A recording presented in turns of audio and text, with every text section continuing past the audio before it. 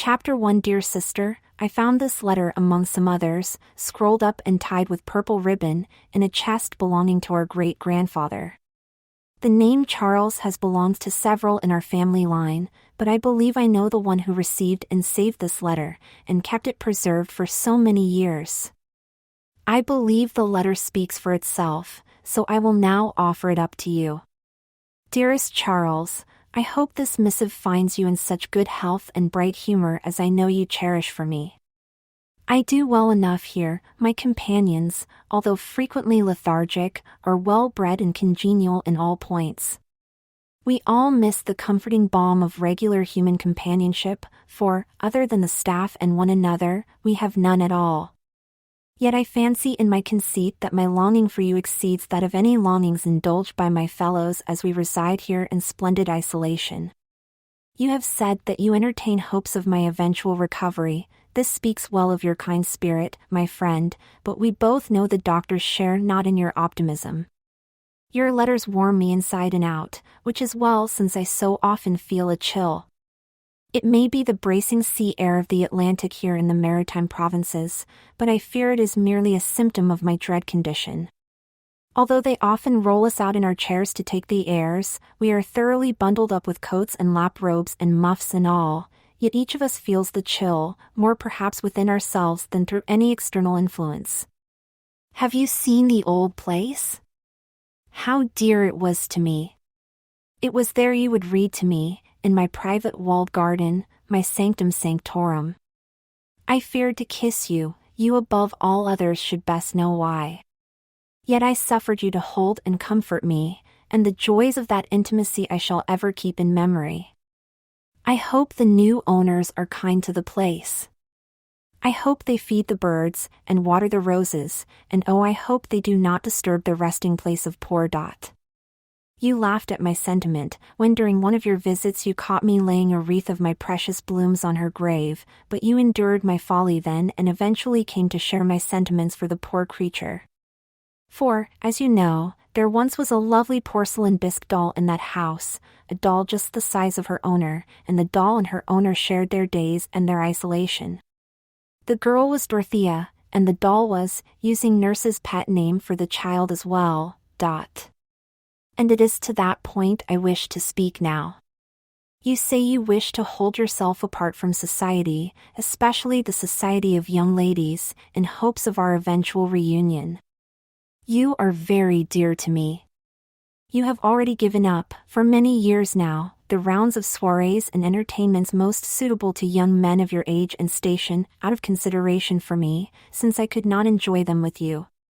It is because of your wish that I feel moved now to share a story with you, a story as private as the walled garden which you erstwhile graced with your presence, and where I spent so many hours and years. The story is of Berthia and Dot, and one other. Dorothea was a happy child, one who loved to go to the parish cakes and Eyelashes and the local fairs, and to be given pony chaise rides, and go punting on the waterways of our district. She loved the open air, and the sweet breezes, and of course the many gardens. But into those bright colorful days a dark cloud intruded, a festering spot that blotted out the sun and never after departed. Dorothea fell ill. She coughed, and red spots appeared on her handkerchief. The doctors sighed and shook their heads. Consumption was all they said. Gone then were the fairs, the cakes and Eyelashes, the boats, the open air. In their place dark walls reared their heads. The girl must be isolated, as much for the sake of others as for her own. The place prepared was fine enough in its way. The house itself was private, set apart from other habitation by extensive grounds. The girl had fine rooms, and nurse could not have been any better. She was a treasure. She saw father and mother once a day, after dinner, which was the custom in most homes at that time. They did not reject her, it was simply thought that children were not fit company for adults. Mother also saw to it that even though no more friends came to call, out of fear of the dread disease, there should still be one companion, a lovely girl with blue eyes and auburn hair, identical to Dorothea. She sent to Germany, where the finest porcelain dolls were made. This doll was not to have the translucent skin of the porcelain dolls, but the more porous texture of bisque, so similar to human skin in appearance and even to the touch. Her head was crowned with billows of lustrous human hair, an elaborate wig. Real hair formed the lashes of her eyes, and the gracefully arched brows above them. Her delicate mouth seemed about to part its pink lips and speak. She was Dot. Dot could sit her stuffed cloth body at table with Dorothea, and the two could share tea together. She could stand, if suitably propped up against the furniture. The two could be twins. If Dorothea wore her pinafore one day, then Dot would wear her own, its identical twin. If Dorothea preferred the silk blouse with green piping, Dot would echo her. At eventide the two would retire in nightgowns of the same fashion. There was not a hair's difference between the one and the other.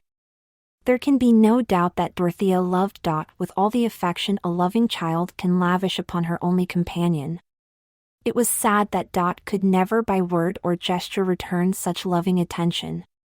Other than Nurse and Dot, Dorothea's only companion was Doctor. He was most gentle with her, and never behaved toward her as if he in any way feared contagion. "I have been with too many of the ill to possess any fears," he told her. "It may be that Providence has endowed me with the ability to resist some if not all of these conditions." He encouraged her to eat, since she had become thin and frail. He discovered her favorite treats, and arranged that they be given her on a regular basis. She tried to oblige him by enjoying them, but her appetite often would not cooperate. Dorothea and Dot loved to sit on a bench in the walled garden and watch the birds come and go. Sometimes the girl would toss breadcrumbs for them, while Dot would watch. One day they were amusing themselves in this way, when the oddest thing happened. The bushes at the bottom of one section of the wall began to wiggle, and some dirt flew about, and then a grubby hand appeared, as if a human hand were crawling out of a rabbit hole. The hand was followed by an arm, and then the grubbiest of all possible faces, a face in which dirt seemed to have been applied over other dirt, as the mason will trowel mortar upon the stones. A mouth opened within the face. "Hello," it said. "Don't be alarmed. I'm not a robber or any such person. I just saw a rabbit pop out of the other side of this wall, and thought it might be fun to investigate, and the hole was larger than I expected, so I kept digging, and here I am." Dorothea, poor dear, was in a dreadful dilemma. What she had longed for more than anything in her isolation was the joy of human company. Yet she was quite aware that simply by being near her this soiled creature could become fatally ill. "Pleased to meet you, I'm sure," she said politely. "But I've got consumption, you know." "Ah, worse luck then," the mouth declared. "My mum had that, and died of it, and her mum too, and she died of it too. But I never did die yet for all that. So maybe I won't die from you either. Say, are those biscuits you two are having?" The voice sounded hungry, even famished. "We too?" The girl looked around, and then laughed. "Oh, you mean Dot. Although she is my friend, I fear she seldom enjoys my food. But since I do have enough for two, won't you join me?" "Ah, I'm a bit out of form at the moment, miss. You see, I could use a bathe, if you have a basin handy." She mused. "And then, would you mind sharing your bathe with the birds? Otherwise I am afraid that the only basin is my own, and it perhaps would be injurious to you despite your confidence in your healthiness." So saying, she walked over to the bird bath, which was filled with fresh water. She walked to her rooms and came back with a cloth and placed it there in the water. The creature from the rabbit hole expressed gratitude and began washing face and hands as thoroughly as might be. Eventually human features were revealed, sufficient for purposes of identification. "Why, you're a boy," she exclaimed. He bowed. "So's half the world, miss. It should be no great shock." She laughed, quietly, then coughed but invited him to share the bench and the biscuits. For as hungry as he seemed, the boy ate with impeccable manners, and after he had found and consumed the very last crumb, he thanked her most politely. "I am no longer permitted to go beyond these walls," she confessed, "and I would dearly love to know what goes on out there in that world. Can you tell me?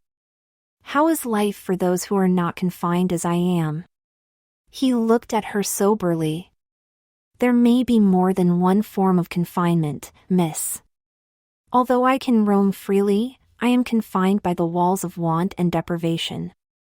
But what my words can show you, I will tell." He identified himself as Dick. His father had been a porter and his mother a seamstress.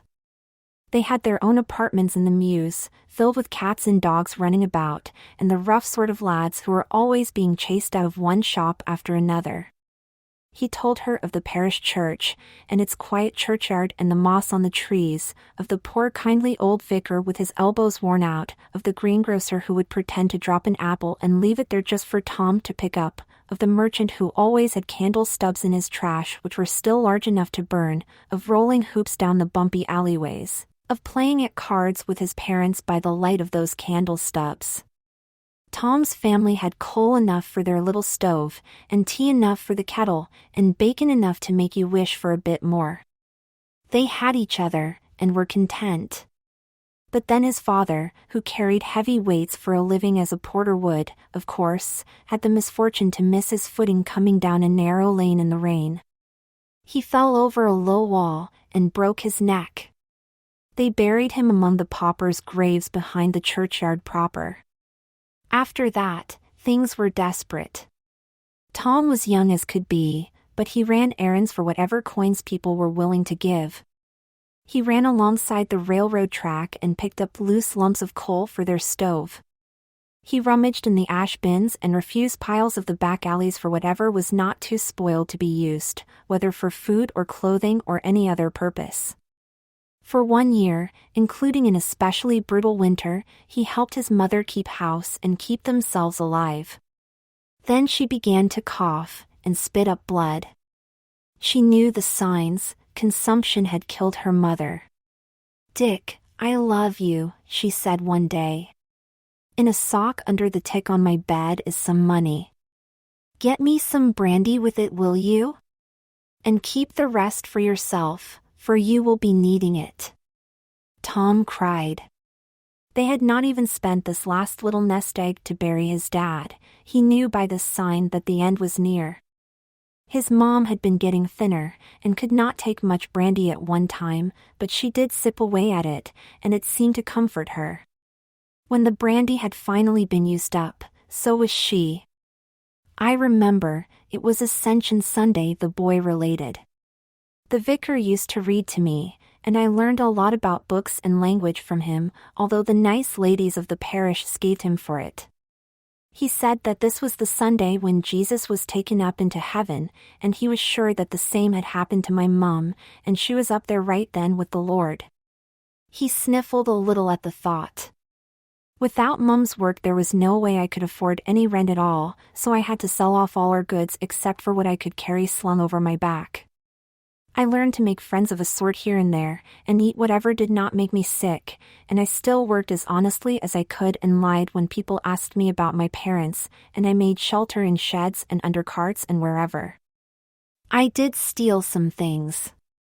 I am not proud of it, I just wanted to live. I stole our old coal stove, which belonged to the landlady.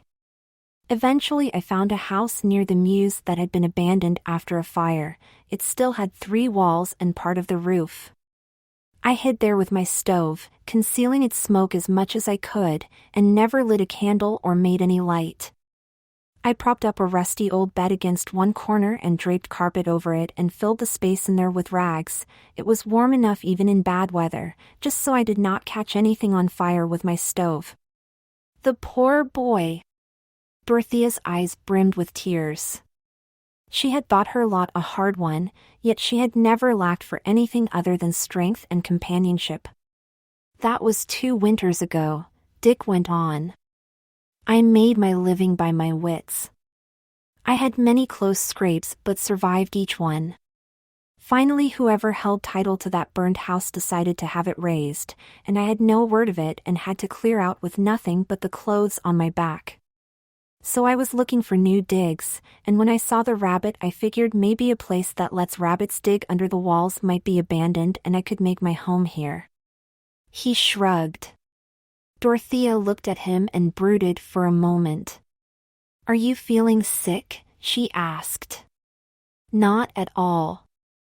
I suppose if I haven't died yet after all I've gone through, I'm not likely to die soon. She nodded thoughtfully. Nobody ever comes to see me, for fear of catching my illness, she stated. I am as lonely as can be. You need a place to stay. Maybe we can hide you here somewhere? If you start to cough or anything you can go straight away. What do you say? The boy knew from experience that by the time you start to cough it is likely already too late, but he was desperate and besides, he trusted his luck. Deal, he declared. I swear it on my mum's grave, I'll never complain or give any trouble, and whatever you command I shall obey. She gave a slight smile. Like my noble knight, she replied.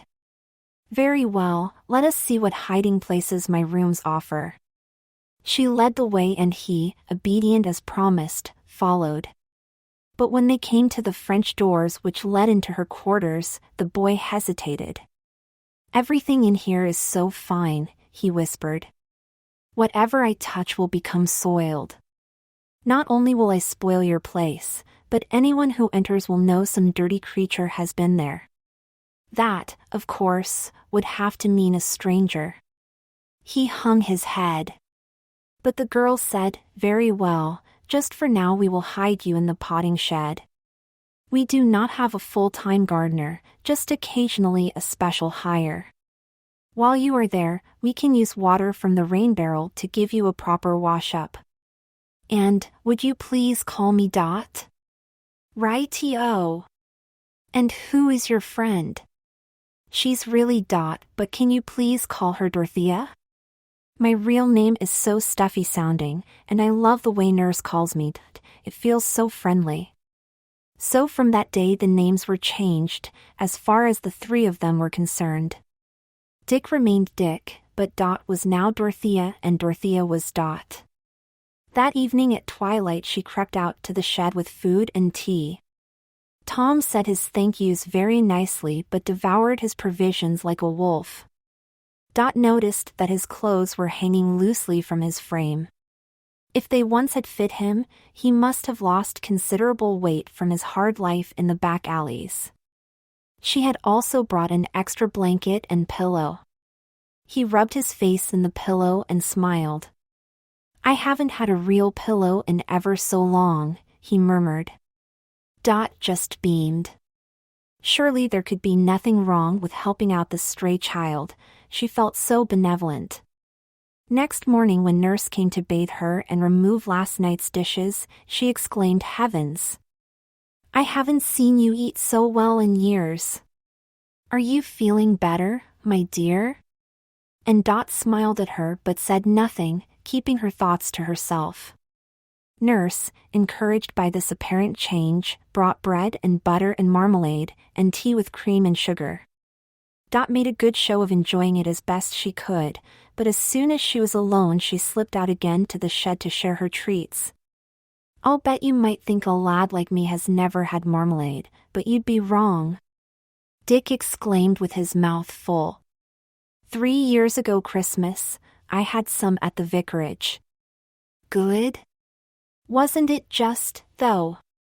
And they both smiled broadly, but perhaps for different reasons.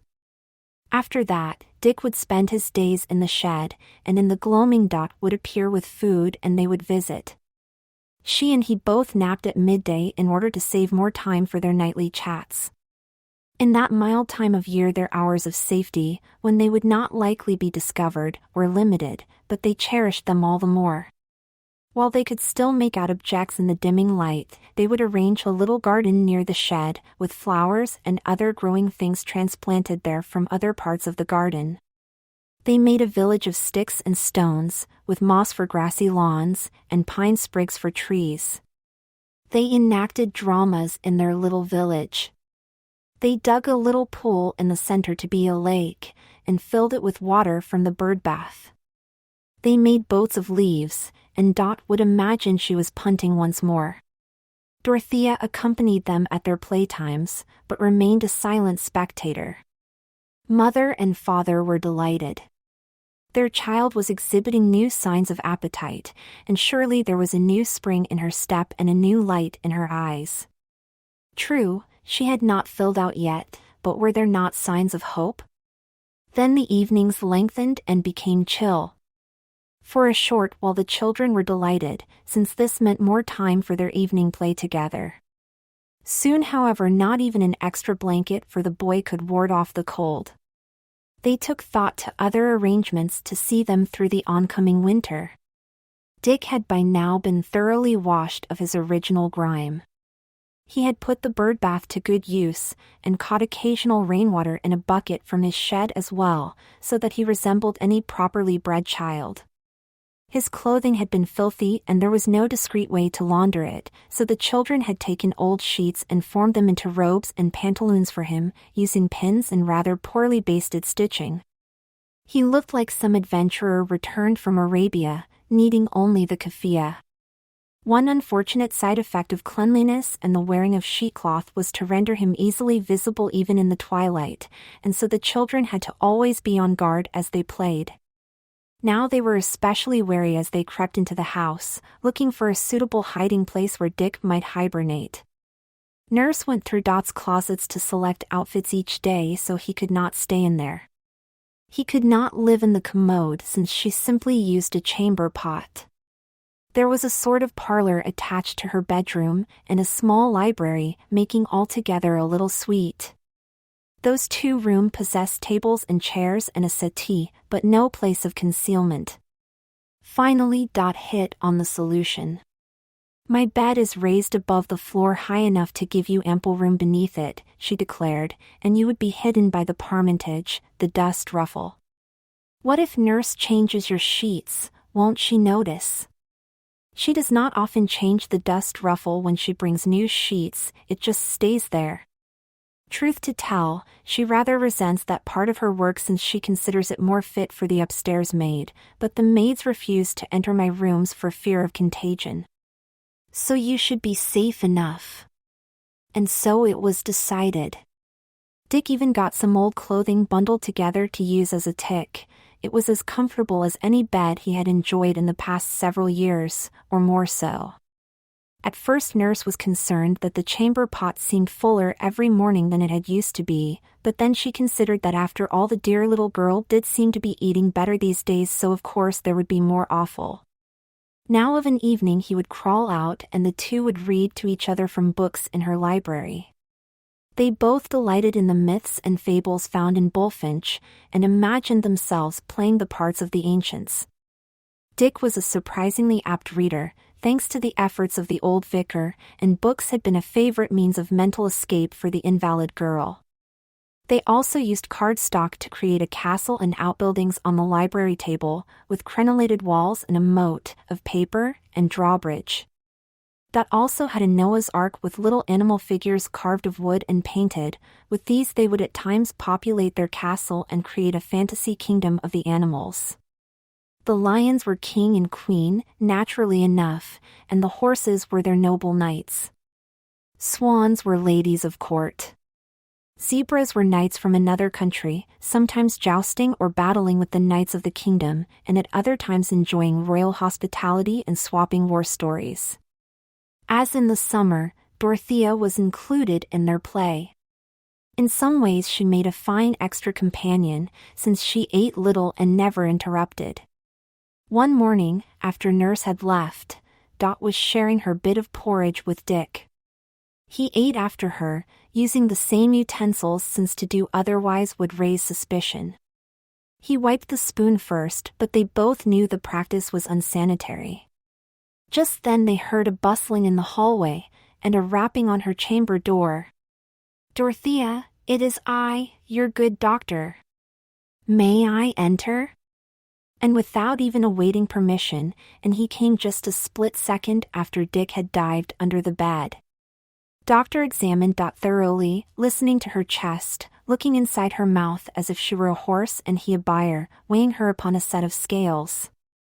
Ha, he murmured. "We are all glad to see you showing signs of renewed vigor, young lady, and surely your appetite has increased. But your lung function is still weak, and I am grieved to report that you have not yet regained any weight. How can you account for this, that you are eating better yet not gaining?" The girl shrugged. "I am no physician," she stated simply. "I imagine my disease must be eating away any weight I try to put on." But the doctor shook his head. "It is most odd. I have other consumptive patients, and too few ever do regain their appetite, but for those few, weight gain soon follows. All except you. Achoo! For the very reason cited by Dot, that no one often attended to the dust ruffle, it had been faithfully doing its job of collecting dust, and despite heroic efforts, Dick could not help sneezing at this least opportune of times. The doctor startled. "What was that?" "Achoo," said the girl weakly. Clearly she could not imitate the vigor of that sternutation. Her guest looked about the room, his keen eyes squinting shrewdly. Finally he noticed that one section of the dust ruffle on the bed was less dusty than the rest. Quietly he approached. "Oh, please don't," Dot begged. With finger to his lips urging her to silence, he pounced, reaching beneath the bed and grabbing Dick out by the ankle. The boy presented an odd sight, a rather dusty bedraggled Arab with a runny nose. "What have we here? An intruder, eh?" Dot placed herself defiantly under the doctor's chin. "He is my friend. Unhand him this instant." She spoke with the air of authority of one accustomed to be obeyed. Doctor was, after all, an employee. He eyed her with curiosity and amusement as he released Dick and sat himself down on the bed. "It is my assigned duty, young lady, to keep you from physical harm as much as I am able. Therefore I feel I deserve an explanation." So, having no alternative, she told him all. The physician nodded his head, looking from one child to the other, stroking his chin thoughtfully. "Young man, you do realize that this escapade could cost you your life, do you not? Dorothea is isolated here for a reason. You may already be infected. Please allow me to examine you."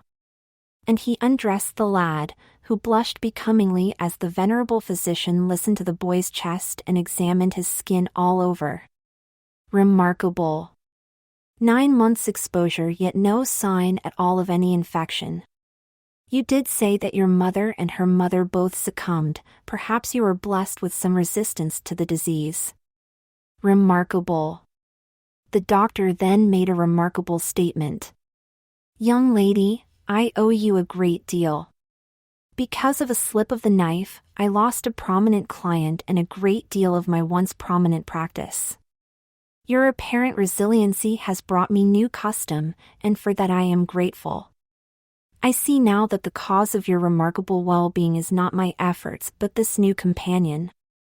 Of course the presence of a friend would be beneficial to you, but we could never have allowed it for fear of contagion.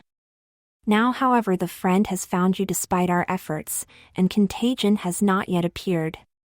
To deprive you of his company would doubtless cause your condition to worsen, which I as a servant of Hippocrates could not permit. Also, it would most certainly have an adverse effect upon my practice." He took a deep breath. "For your sake and mine, yet I hope you realize it is at great professional risk to myself, I shall become the ally of you too.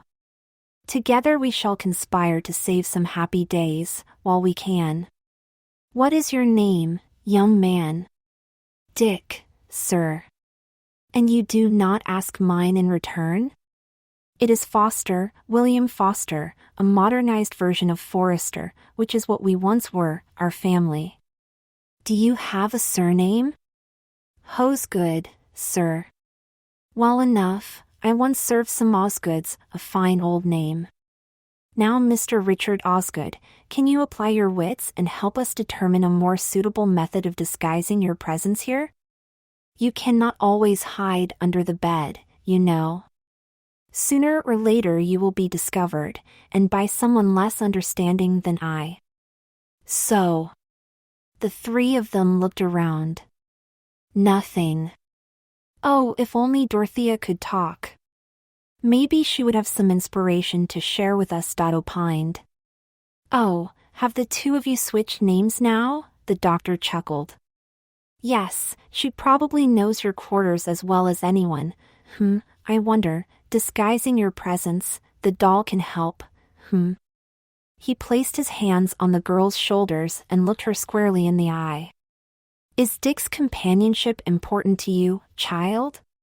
It is, she stated firmly. Would you be willing to make a sacrifice in order to retain that companionship? What have I that would be suitable for a sacrifice? My books? I suppose I could offer them. The girl hesitated. Then she caught his meaning. Dorothea? But why? We have comforted each other for years now. Yet if my plan succeeds, she will still remain with you, after a fashion. Will you hear me out? Dot nodded. It strikes me that the three of you are nearly of the same proportions. In truth, the doll is a bit smaller now because the two of you have been growing, but the difference is not noticeable. You, Dot, have not grown as you should, no doubt because of the debilitating effects of your illness. Yes, she replied sadly. And you, young man, have no doubt lacked proper nourishment for some time. You are neither as plump as some chaps your age, nor as muscular as others. I was indeed hungry for a long time, sir, before I arrived here, Dick admitted. Let us make a comparison. Dot, come sit here at your little dining table. Now let us put Dorothea in the other chair, and have Dick kneel in between the two of you. Thank God, he has blue eyes. The hair will not be a problem. The mouth? Close enough. Lashes? Perhaps some kohl should be applied. I hear that. Rimmel has developed a system of combining kohl with wax and brushing the composition on the lashes, to great effect. I shall have to investigate. Brows? They will need to be shaped. Your teeth are not well formed, son, but since the doll never opens her mouth, that will not matter. For that matter, Dot's teeth are also not ideal.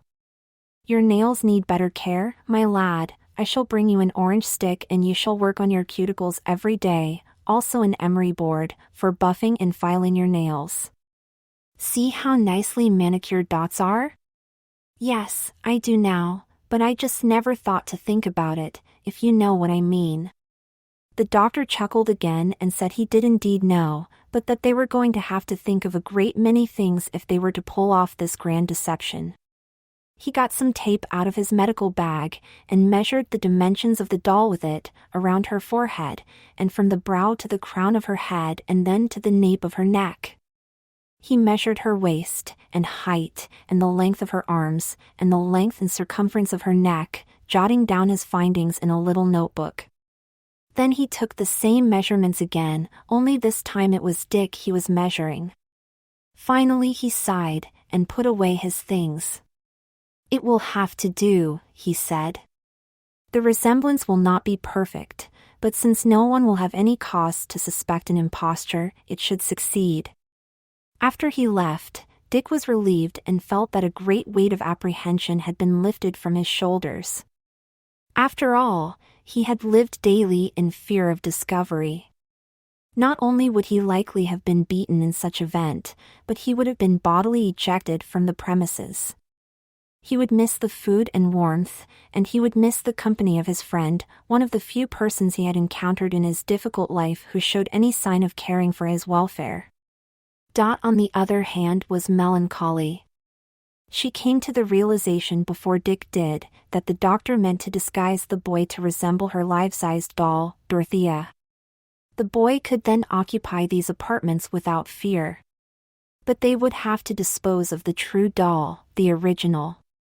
Dot and Berthia had spent years together, and even though they shared little conversation, a definite bond had grown between them.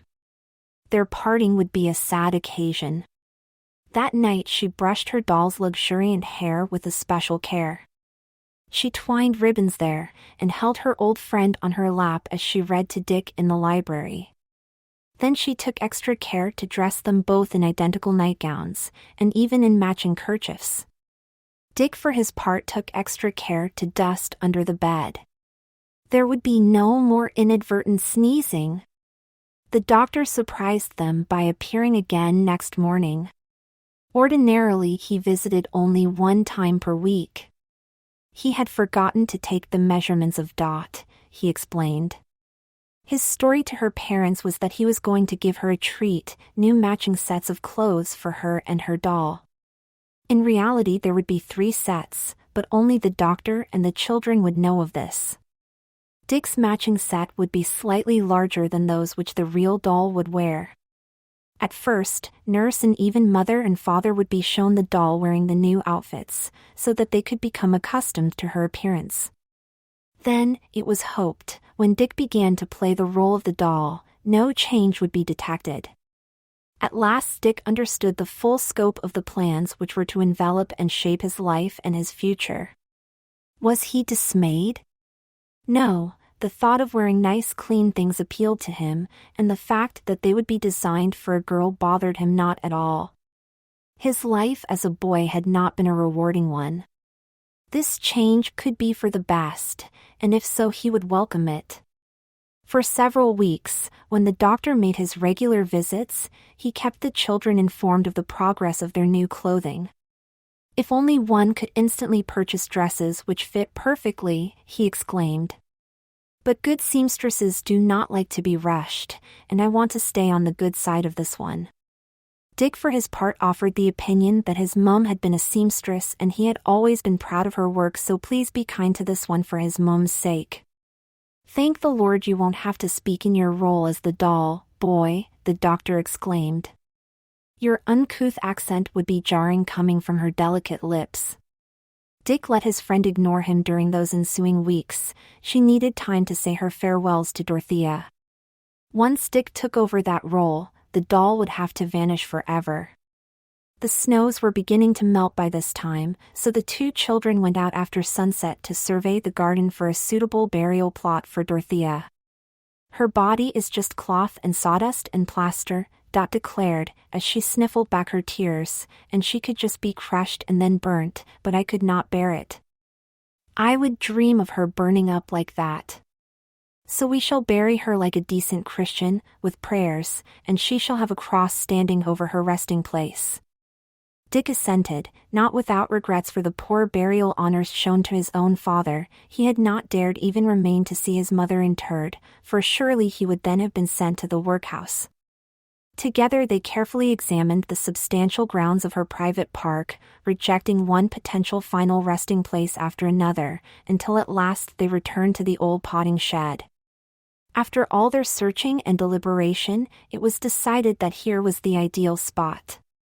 There by the side of that shed stood an arborvitae, a suitable shrub for a gravesite. The spot also had ilex, which they would try to dig up and replant over the grave itself. Dot resolved to procure an azalea for a touch of color there as well. Dick always took pains when returning to the house after a tour of the garden, to remove his shoes so that if any footprints were seen, they would only be those of his hostess. He resolved to remember this precaution once he took upon himself the role of Dorothea.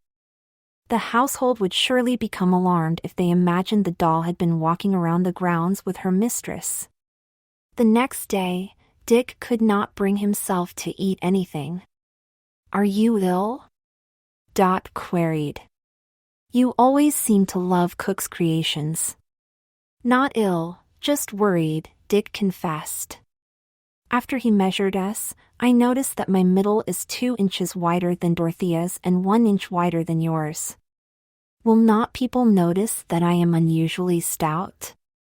I should take care not to gain any additional weight. Tush! Bosh! Dot returned, with a smile. Doctor remarked on how lean you were, remember? I doubt any fasting will render you smaller, and if you starve yourself you may become ill. Certainly everyone I know is always urging me to eat heartily so that I may become healthier. Dick nodded glumly but still merely played with his food. Never in his wildest dreams had he imagined embarking upon such an escapade. He would be a trespasser out in the open, a spy within the gates. It made him feel strangely uneasy, not the part of dressing like a girl, but the part of fooling people, of playing out the role. He was an honest boy, and deception did not come easily to him. The following day nurse came to bathe her young mistress, before bringing her dinner. She brought in a large basin, and then 2 huge pots of steaming water. Dick from his position under the bed could only hear the pouring and splashing and rubbing, but it occurred to him that from her usual seat in the corner Dorothea would be witnessing the whole procedure. He would need to be sitting there in her place, stock still, eyes wide open, and watch while his friend's naked body was laved. How would she feel about that? They should discuss it. Maybe the doll's seat could be moved or repositioned somehow. His face felt warm, he was embarrassed. He had been sleeping under this girl's bed for nearly a year, and never had a qualm, but for some reason the thought of witnessing her nakedness troubled him.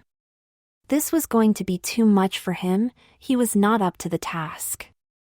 He had scraped together a living for himself in the dirty back alleys of the city but never before faced such a daunting challenge. Maybe he could run away. The rabbit hole beneath the wall had never been repaired. But then Dot would be alone again. Dick did not want to disappoint her. She so much needed the company of a friend, hers was a lonely existence. Only later did he share his feelings with her, disclosing how close he had come to abandoning her.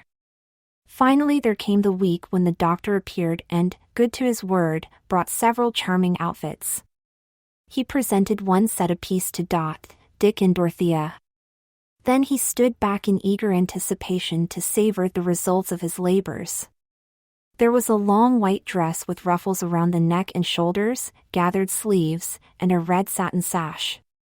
A pretty white dress with colorful trim, pin-tucking, flounces, and gracefully detailed half-sleeves, a red velvet dress to be worn over a white cotton blouse with a schoolboy's collar and long flowing sleeves, a pale shell pink satin dress adorned with cabbage roses, and a long flannel nightgown, floral, with a ruffled yoke, bell sleeves, and box pleats in the back. Since summer was approaching, there were also batiste gowns in the same pattern. The work was not easy, I had to pay the seamstress extra. Some pieces she already had on display and simply altered them, which bought us a little time. But of course she then had to fabricate their duplicates. "Thank you, sir," both children said politely. Dick modestly went into the library to change into his new things. The boy had never worn much in the way of underthings, let alone a chemise or a half-slip, but he learned quickly enough. He noticed the clean, smooth feel of the fabric against his skin, he had never before felt anything so fine. Soon both children appeared before him in the matching dresses with red satin sashes, clearly this would become their favorite. They then dressed Dorothea up and stood before the doctor for inspection. "Impeccable! Perfection," he beamed. The difference in waistline between Dot and Dick was barely noticeable. The cut of the dresses was forgiving in that way. "Now, my lad, the truly hard work commences." The older man reached into his medical bag and withdrew a fancy box. This expensive item comes from the leading cosmetic purveyor of our age, Eugene Rimmel. In here are creams, lotions, tints, brushes, and all else necessary and proper for the young lady of fashion. I was delighted to see that he had indeed created the treatment for the eyelashes, the one of which I had heard, using carnauba wax and kohl, to be applied with a tiny brush and some water. I confess lack of skill and experience in the art of applying cosmetics, so I hope I can persuade young Dot to lend me her expert eye as we work. He smiled at the girl, and she returned his smile. Dick stood as if frozen to the spot, not out of fear, but out of concern that he might spoil the application of the pigments. "Relax, boy. This won't hurt," the man cajoled. "Here, take a chair. Fear not, the finest ladies in London have sported these creations and been none the worse for it." The doctor reached into his bag and removed a brown bottle filled with clear but pungent liquid, some of which he shook out onto a clean cloth. Is that medicine?" asked Dick nervously, who had never received a dose in his life. "Fear not," the older man chuckled, "'tis merely a cleanser, witch hazel. Men apply this before or after shaving, it braces the skin. You should never apply cosmetics over dirty or oily skin, it can cause blemishes and infection. Kindly remember this as you begin to apply your own paints." Chapter 2. After Dick's skin was cleansed, the doctor rummaged in his copious bags and retrieved what looked to the boy to be a spring or clip with the two ends sharpened to a point. Are you going to cut me open?" he asked fearfully. The white-haired physician laughed heartily at this. "You expect me to be pulling scalpels and lancets out of my bags and using them on you? No indeed, this is simply a pair of tweezers. I use them to pull splinters out of the paws of young whelps such as yourself, although they are often employed for more aesthetic purposes, such as the removal of unwanted hairs. Now hold still, this will pinch." He proceeded to pluck the boy's brows into a close approximation of Dot's own gracefully curved ones. Standing back, he compared the two side by side and grunted his satisfaction with his work. "Now look at yourself in this hand mirror, lad, and remember how you look, and what was done to obtain this appearance. In future, you will need to bear most of the burden of maintaining your charming face." The boy looked. Already he could see a transformation occurring. It seemed his eyes were wider and brighter looking. The trick to modern cosmetics, thanks to the influence of our queen, is to not appear to be employing any. Therefore outright use of paints is impossible. Many young ladies simply pinch their cheeks and bite their lips before appearing in public, so that the blood rises to the skin. However, there are discreet steps we may take that will be more effective than pinching and biting yet not be detectable to the discerning eye. Now boy, hold still, for this must be neatly done. I am applying a lip balm, a salve very popular among my female patients. One reason for its popularity is that it contains a delicate and subtle admixture of warm tints, lending color and smoothness to the lips without risking the painted effect. He worked deftly and carefully, as befits a man accustomed to using tools on the human body. Then he invited the boy to look in the mirror again. "But her mouth is still prettier than mine," the lad objected sullenly. At this both his friend and the physician had to chuckle. "As well it should be, in the natural order of things," observed the gentleman. "But you may improve the sweet bow shape of your mouth through practice. During the day, when you think of it, pucker your lips. Make a smiling pout, bring the corners of the lips together and plump the center of the lips outward. As you are doing this, pull up your cheeks into a smiling shape. Be careful not to squint as you do so. The smiling cheek is always attractive, but too often it is accompanied by the squinting eye, which adds wrinkles and signs of age. Do this exercise whenever you think of it, but at least several times a day. Let me see you try it. There. Quite nice. Watch yourself now in the mirror as you repeat the gesture. Yes, yes. This should be quite sufficient to bring beauty to your lips. As for the cheeks, He brought a small brown glass pot out of the fancy box and untwisted its onyx lid. Inside was a colorless cream. This is Schnuda. It can also be used on the lips, but I believe the resulting color is unnaturally bright, and in any event it is my conviction that proximity of this substance to the mouth can lead to ingestion and illness. But a small bit on the cheeks should do no harm. Now puff up those apples of your cheeks again, boy. Dick did so, and in the very center of each cheek the gentleman applied a small amount of cream and rubbed it in carefully using a small circular motion. Do not overdo it. You do not want to appear like a stage actress or a harlot. There, look. His cheeks now seemed to have a healthy glow which they never before had possessed. They also looked plumper and more appealing, a benefit of the puffing up as well as of the color. Now over the whole face we will apply a loose powder. This is mostly talc. It has a very light addition of pigment which is hardly noticeable. This must be subtle, with absolutely no caking. Keep it away from your mouth so that it does not mix with the lip balm and reveal its presence. Keep it away from your hair also. There must be no telltale.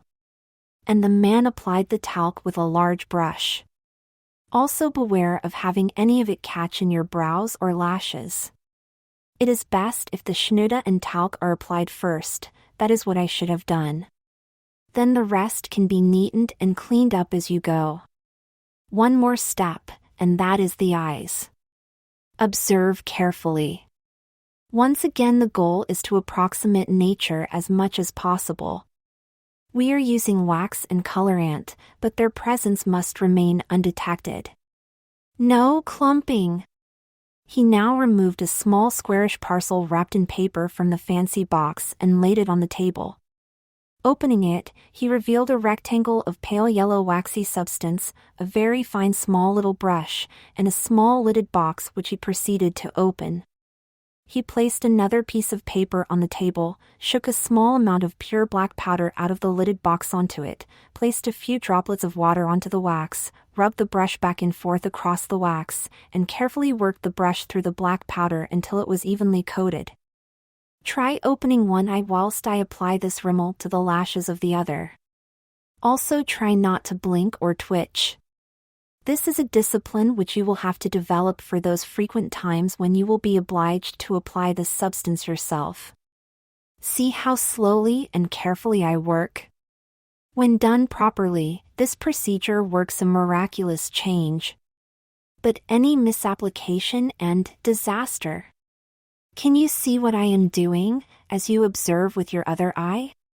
Yes, sir, said the boy quietly. He was in awe of the procedure. It felt like magic. His plain eye was changing as he watched. Now close it, gently. Remember not to rub your eyes while wearing this rimel. It will smear.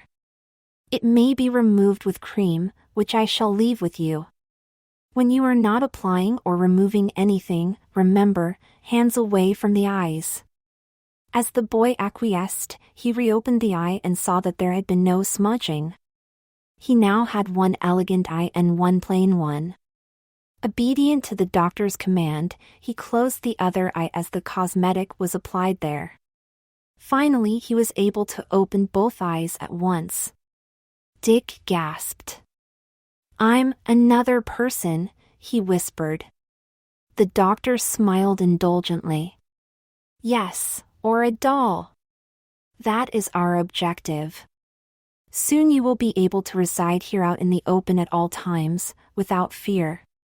Now just two more things. First, a small amount of powdered oyster shell, just above the lid of your eye. It has a bit of shine to it but also conveys the subtle bluish-purple color of fine veins, so attractive in the eyelid of a young lady of quality.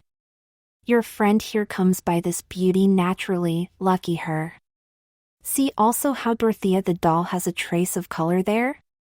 Now you shall, as well.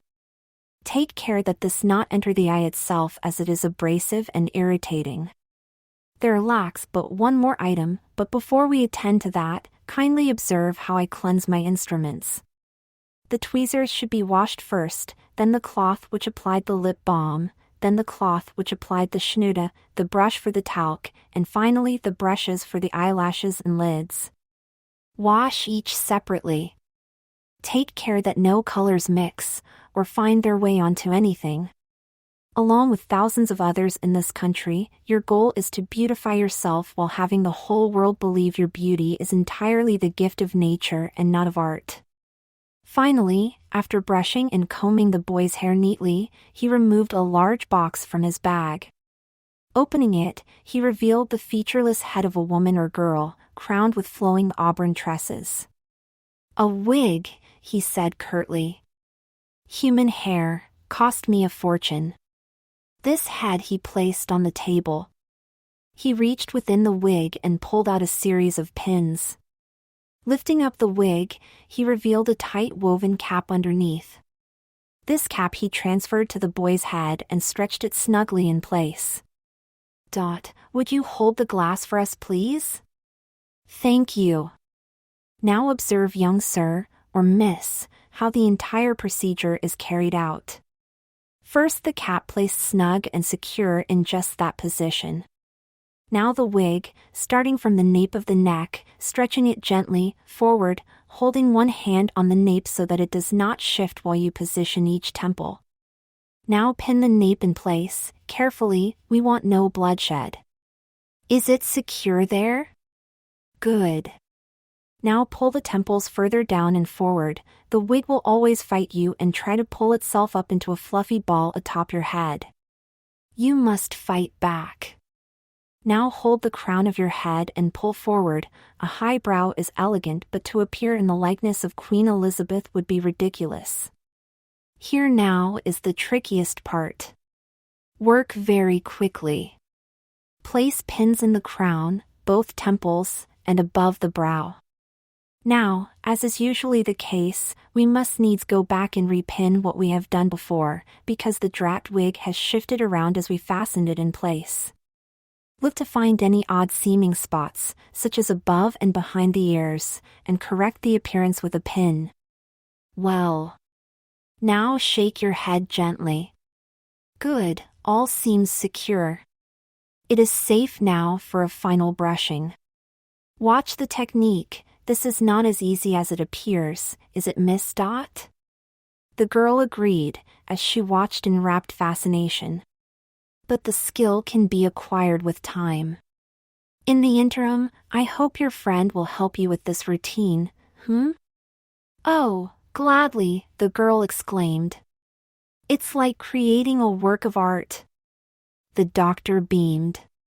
Now, if you wish, the two of you may examine yourselves in the floor mirror beside the vanity. They did so, and both gasped. Who is who? The dress, the hair, the face, we are the same, they exclaimed in unison. Oh, one last thing, your nails, the doctor added. He examined Dot's hand. Oh, these are perfect. You have learnt your lessons well with the manicure. Dot blushed and said, that stick over there. The doctor grinned and said, I knew that, it was my poor attempt at a little game. The resemblance, however, is indeed uncanny.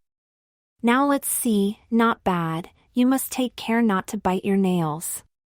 But the cuticles are much improved. Now I want you to apply this every night, after you use the stick and the emery board. It is a powder which you can mix with a bit of water. Some chemicals are released as you do so, as well as a subtle colorant. Your nails will appear natural, but smoother and more evenly tinted. Remember the emery board. Ahem. Well. I had worked myself up for this grand experiment, and now that it is over I find myself rather deflated. But you look fine, fine. Dot had dreaded this moment. Must we now destroy poor old Berthia? She was my only companion for many years. I hate to inter her within the sod. And she wept quiet tears. The kindly physician gently patted her head. There, perhaps we can work something out. Indeed, she must never be discovered. 2 dolls would be 1 doll too many. But surely in apartments as copious as your own there must be some secure place of hiding? Under the bed, suggested Dick, but the others demurred. It is a miracle you were never discovered there. Sooner or later she would be found. Nurse cleans this room too often, it must be elsewhere. The doctor mused. Shall we examine your library? Perhaps there we shall find some inspiration. The 3 conspirators retired to the library and began examining it closely. There were 2 closets, but they were filled with shelves, which would not allow sufficient space for the secreting of Dorothea. One was deep enough, with shelves meant for storage of maps, atlases, and art folios, but the other was shallow, a place for storing wax tapers, pen knives, scrolls of vellum, and other paraphernalia. Neither would suit. Loose floorboards, perhaps, suggested the medical man. Dick agreed. He had rummaged abandoned houses and found valuable items underneath the flooring. But no such luck. Dot tossed herself vigorously onto the divan, in a rare display of temper. It's not fair. And yet I feel we are close, so very close, to the solution. And she stuck out her well-shaped lower lip. Very close? Yes, perhaps, exclaimed the doctor. Will you allow me to disengage you from your perch?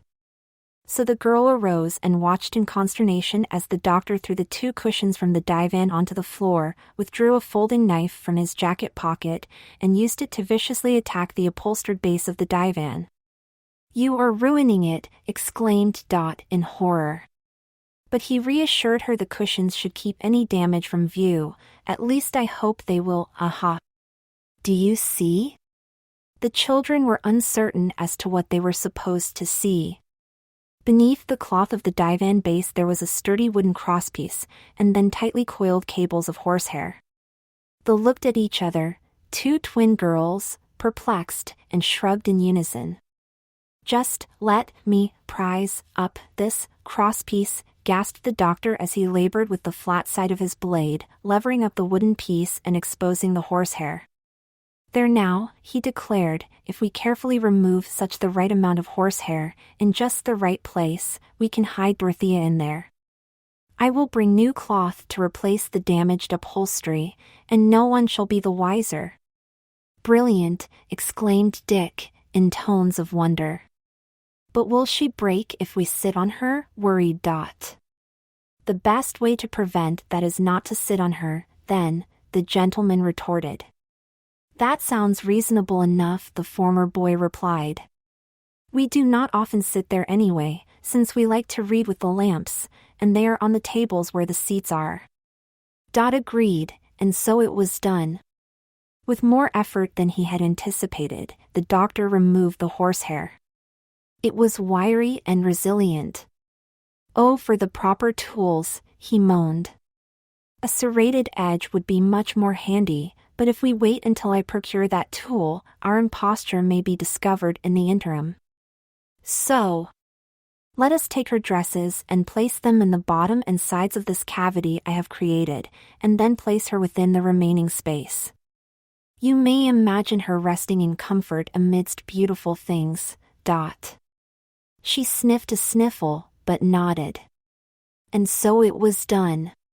Dorothea lay in serene repose, staring up from the depths of the divan. The doctor tried to replace the crosspiece by hammering it with the haft of his knife, but was unsuccessful. Is there another item in here with more heft that might serve? He inquired. Dot loved roses, her garden was filled with them, and she had several fine paperweights in the library which each displayed a preserved rose. With a sigh, she presented one of them for use as a hammer. Please do have a care, she implored. As my mistress requires, grunted the older man, pounding away. The work was soon done, the cushions back in place, and the rose paperweight returned undamaged. Dot carefully placed it on a remote shelf, as if reassuring it, showing that it would not again be pressed into such dangerous service. The doctor brought his copious bag into the library and placed Dorothea's flannel nightgown within it. "I do not want the horsehair contaminating my medicaments," he explained. He lined his bag with the gown and placed the loose horsehair on top of it. "Please help me examine the floor here for any stray hairs. There must be no evidence left here of our activities today." There proved to be hundreds of hair fragments, the product of the doctor's sawing away at the horsehair with his knife blade, and it took an inordinate time to track down and stow away. With its cushions back in place, the divan drew no attention to itself. Just as he was closing the hasp of his bag, there came a rapping on the chamber door. "Doctor, is she taken badly? If not, I really should come in and dust around." It was Nurse.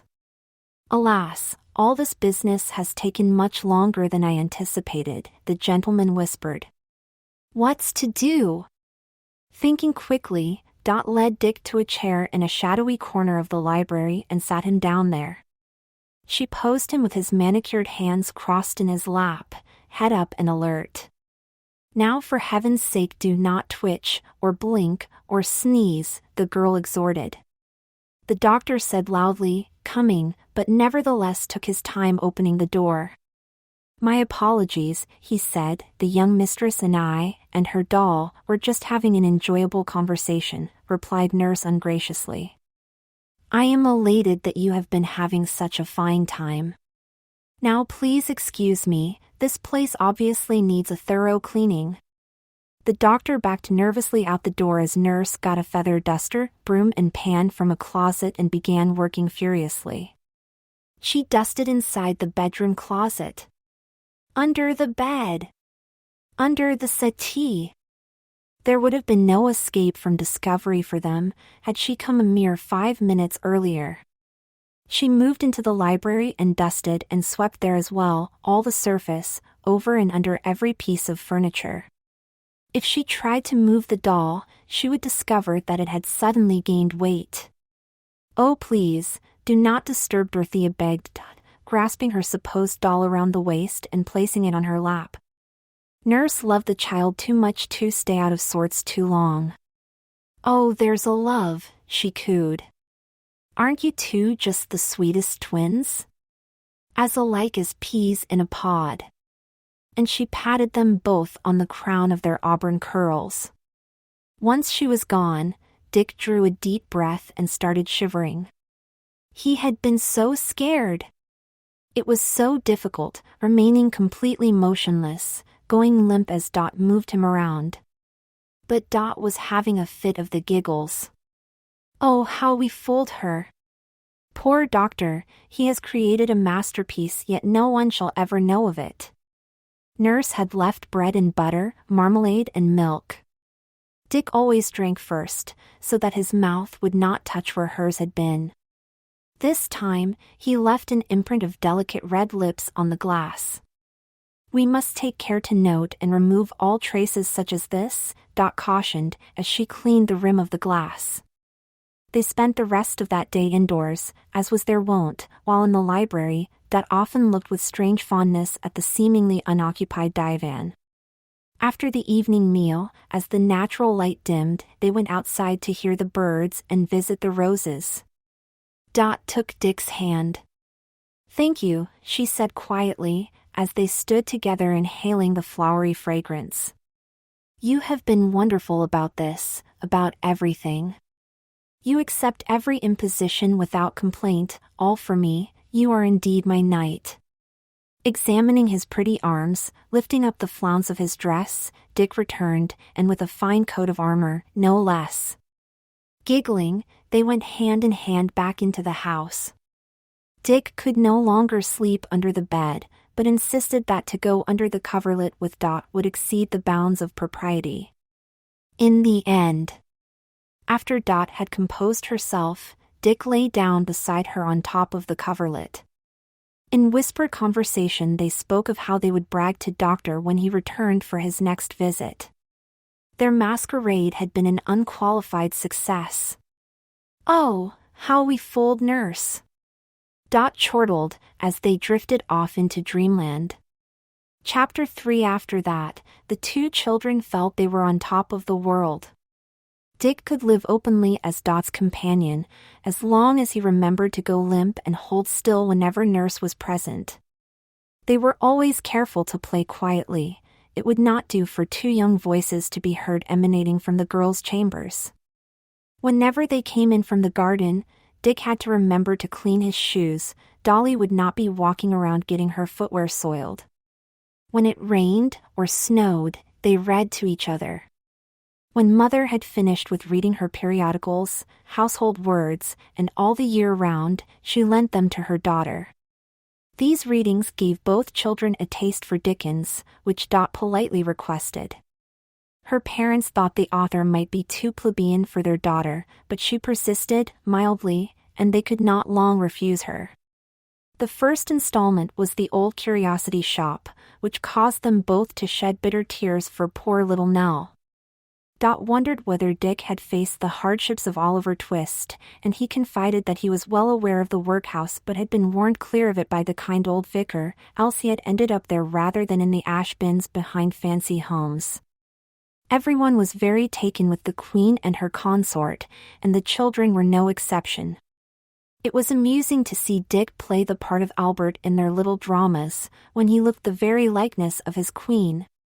In fair weather, the garden always provided ample amusement. They could set up imaginary landscapes, go exploring foreign lands, recreate scenes from the Bard. Don't kneel in the dust there, Romeo, you'll befoul your skirts. Dot as Juliet chuckled. Somehow they also found time to actually attend to the garden itself. Everyone in the land was of course well versed in the language of flowers, an elegant coded communication through which plantings and bouquets became poems and prayers. The two friends therefore used their own plantings to convey messages. Dot explained her choice of lady's seal. It says, "Be my support, because I depend so much on your kindness and friendship." Dick responded with bluebells, for they stand for constancy and gratitude, he explained. Dot was much touched by this. They celebrated their ongoing deception by planting maidenhair fern, which conveys the thought of a secret bond of love or discretion. They had come to share a deep mutual affection, but must always be discreet and careful to hide the truth of their relationship. They also planted many humble daisies, for as we all know, daisies never tell. Thereby the great secret would be maintained. The rose may be the most daunting of flowers to plant and maintain, yet surely it most rewards such efforts. With much toil, the two friends planted and watered a pink rose bush, which spoke of secret love. They also planted white and red roses together, the hopeful symbol of the nation, as a sign of unity. The white also signified secrecy and the red love. One evening toward mealtime, after the children had been watering and pruning their roses, and plucking off offending aphids, they noticed that Dick had forgotten himself in the spirit of the moment, and had become as begrimed as any gardener. Quickly they rushed to the house, careful to wipe the soil from his shoes, and as quickly washed his well-manicured hands. There was a noise in the hall. Nurse was coming. Dick's dress was a disgrace. Thinking quickly, Dot had them both remove their gowns. Now they both appeared in their undergarments, simple but well-fashioned, white petticoats and camisoles.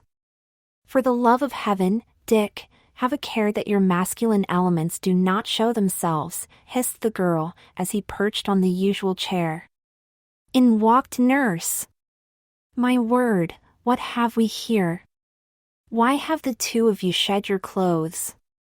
This is a decent household, as I am sure you know, and we always dress for dinner." But she was smiling as she said this, for a mercy. "Oh Nurse," pled Dot sweetly, "I besmirched my gown whilst caring for the rosebushes, and so it was not fit to wear at dinner. So I was preparing to find a fresh outfit, and of course Dorothea would have to change hers as well. We always must match." "Oh, there's a duck, of course you do, now let's see." And Nurse busied herself selecting a new outfit for the two of them, as Dot breathed a secret sigh of relief.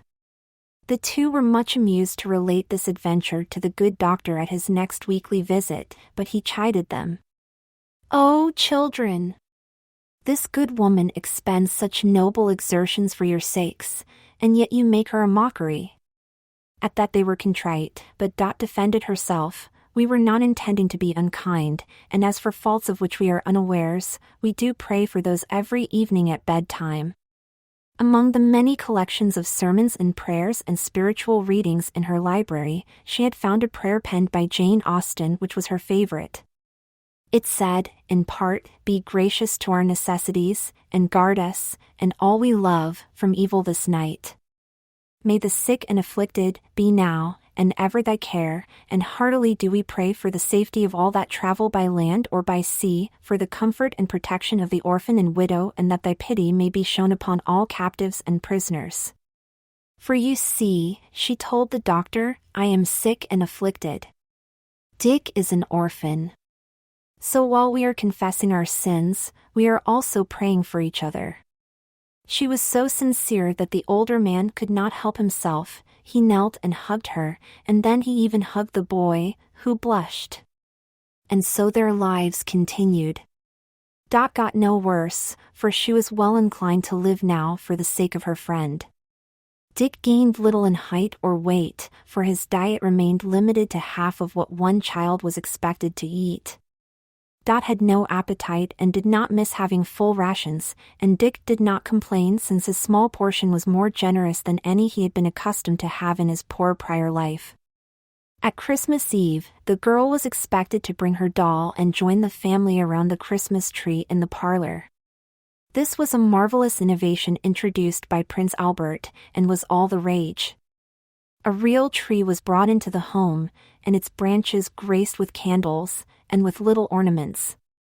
Dot was not strong enough to carry Dick, playing the part of her doll, into the parlor, and it would never do for nurse to try lifting Dorothea, who should have weighed only a few pounds. The wise doctor contrived to receive a kind invitation from his patient, and he himself then carried the doll into the parlor, explaining that it was at a distance from the girl's quarters and he wanted to spare her undue exertion. Dick had to maintain a posture which was partly stiff, from the supposed stuffing, and partly limp, from having no skeletal framework as the adults of the household supposed. Thus it was that Dick got to observe a fine celebration, with lights and songs and prayers, and games.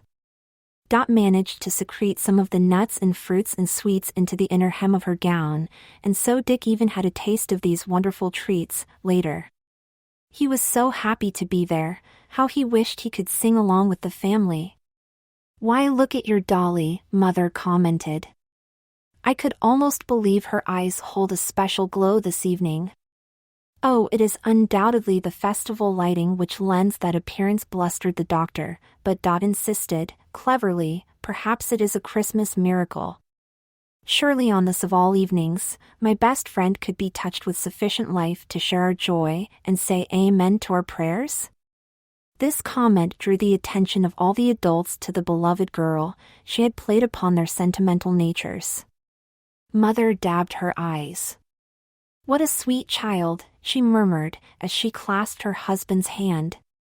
Forgotten for the moment was the doll. Dot's ruse had succeeded.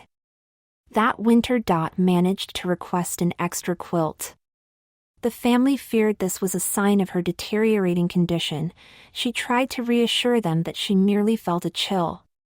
They hung their heads, said nothing, and gave her 2 extra quilts. These were sufficient to warm Dick as he slept atop her blankets, and more than cozy enough for Dot, who had to put her feet out from under the covers in order to cool off. "Your parents truly do love you deeply, don't they?" Dick said to her afterward. "Yes, and I them," she asserted. "They gave up a happy life in order to accommodate me here, and have arranged all their schedules and needs to rotate around me and my requirements. If only I could give them a kiss. That is my one regret. But doctor says I mustn't.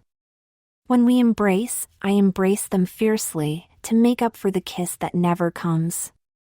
That also reassures them of my strength. I want them to be happy, and the illness which imprisons me saddens them more than it does me, I do believe. Eventually, some day, who can say when, I will leave them, and you, it is a guilt I bear with me, to know that I must grieve those I love the best. Dot shed no tears. She had steeled herself day after day and year after year to bear up under her malady, and in that aspect of her life she had remarkable strength. Poor Dick, however, could not restrain his tears. He hugged his arms around himself and shook as he cried. None of that, now. You are caking the talc on your cheeks, Dot scolded. But she held him in her arms nevertheless, calming him. As the snows melted in early spring, they enjoyed seeing the snowdrops bloom, first of all the flowers. Soon their garden would once again be filled with life. Dot's birthday fell in that portion of the year, and once again the conspirators were forced to connive at bringing the doctor into attendance at the party, to carry the supposed doll to the banquet table. The birthday girl made a pretense of eating, but once again hid a great deal of the cake and sweets within her clothing, to be shared later. Her mother and father, in ignorant bliss, dared hope that her evident appetite was a sign of continued respite from her illness. As Dot nibbled dutifully at her cake, she exclaimed, "Oh! Ow!" and pulled an object from her mouth. What, a coin? What is this doing in my cake? Her parents and the doctor all chuckled. It's cunningly made of sugar, you do not choke on it. Finding the coin means you will come into wealth. She smiled at them all, including her doll. I have all the riches I could desire. What do I lack, that money can buy? Beyond that, love of family and friends is without price. The others smiled back at her, but they were smiling through their tears.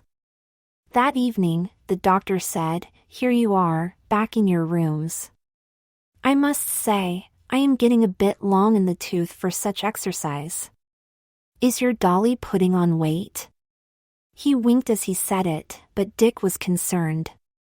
I shouldn't want to grow too quickly, lest I not match Dot any longer. How old are you, son? I've no idea, sir. Well, we just had a birthday party for your friend here. How many candles were on your last cake? I've never had a cake, sir. Do you remember what year you were in school, last? I've never been to school, sir. Dear me. Did your parents never celebrate your birthday? On bonfire night, the vicar would bring us over some Scotch eggs and baked potatoes, flapjacks and parkin. My parents made that my birthday party, but I wasn't really born on November 2nd, that's just when we had the food with which to celebrate. Poor lad, thought the doctor, although he observed that the boy's use of the language had improved, through constant association with Dot. So did they say how old you were on bonfire night then? Not that I recall, sir, but I was on my own for a while before I came here, and my recollections are rather hazy.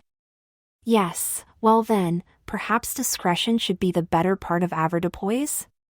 We should weigh the two of you from time to time, to be on the safe side. I have an old scales from George Salter and Company that I've had to replace for the spring having got stretched, but it should serve our purposes well enough. The family should understand the need for a running record of Dot's weight, so I expect no problems with bringing my old equipment here. It will have to be placed in the library, I fear, to allow sufficient space. Our conspirators were greatly relieved the following week to discover, with the help of the new scales, that Dick weighed merely 3 pounds more than Dot. All agreed that these measurements should be ongoing, if only to keep their minds at ease. The similarity in weight also gives me a rough approximation of your age, Dick.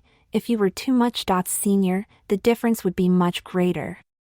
Typically as boys approach puberty they begin to rapidly add muscle mass.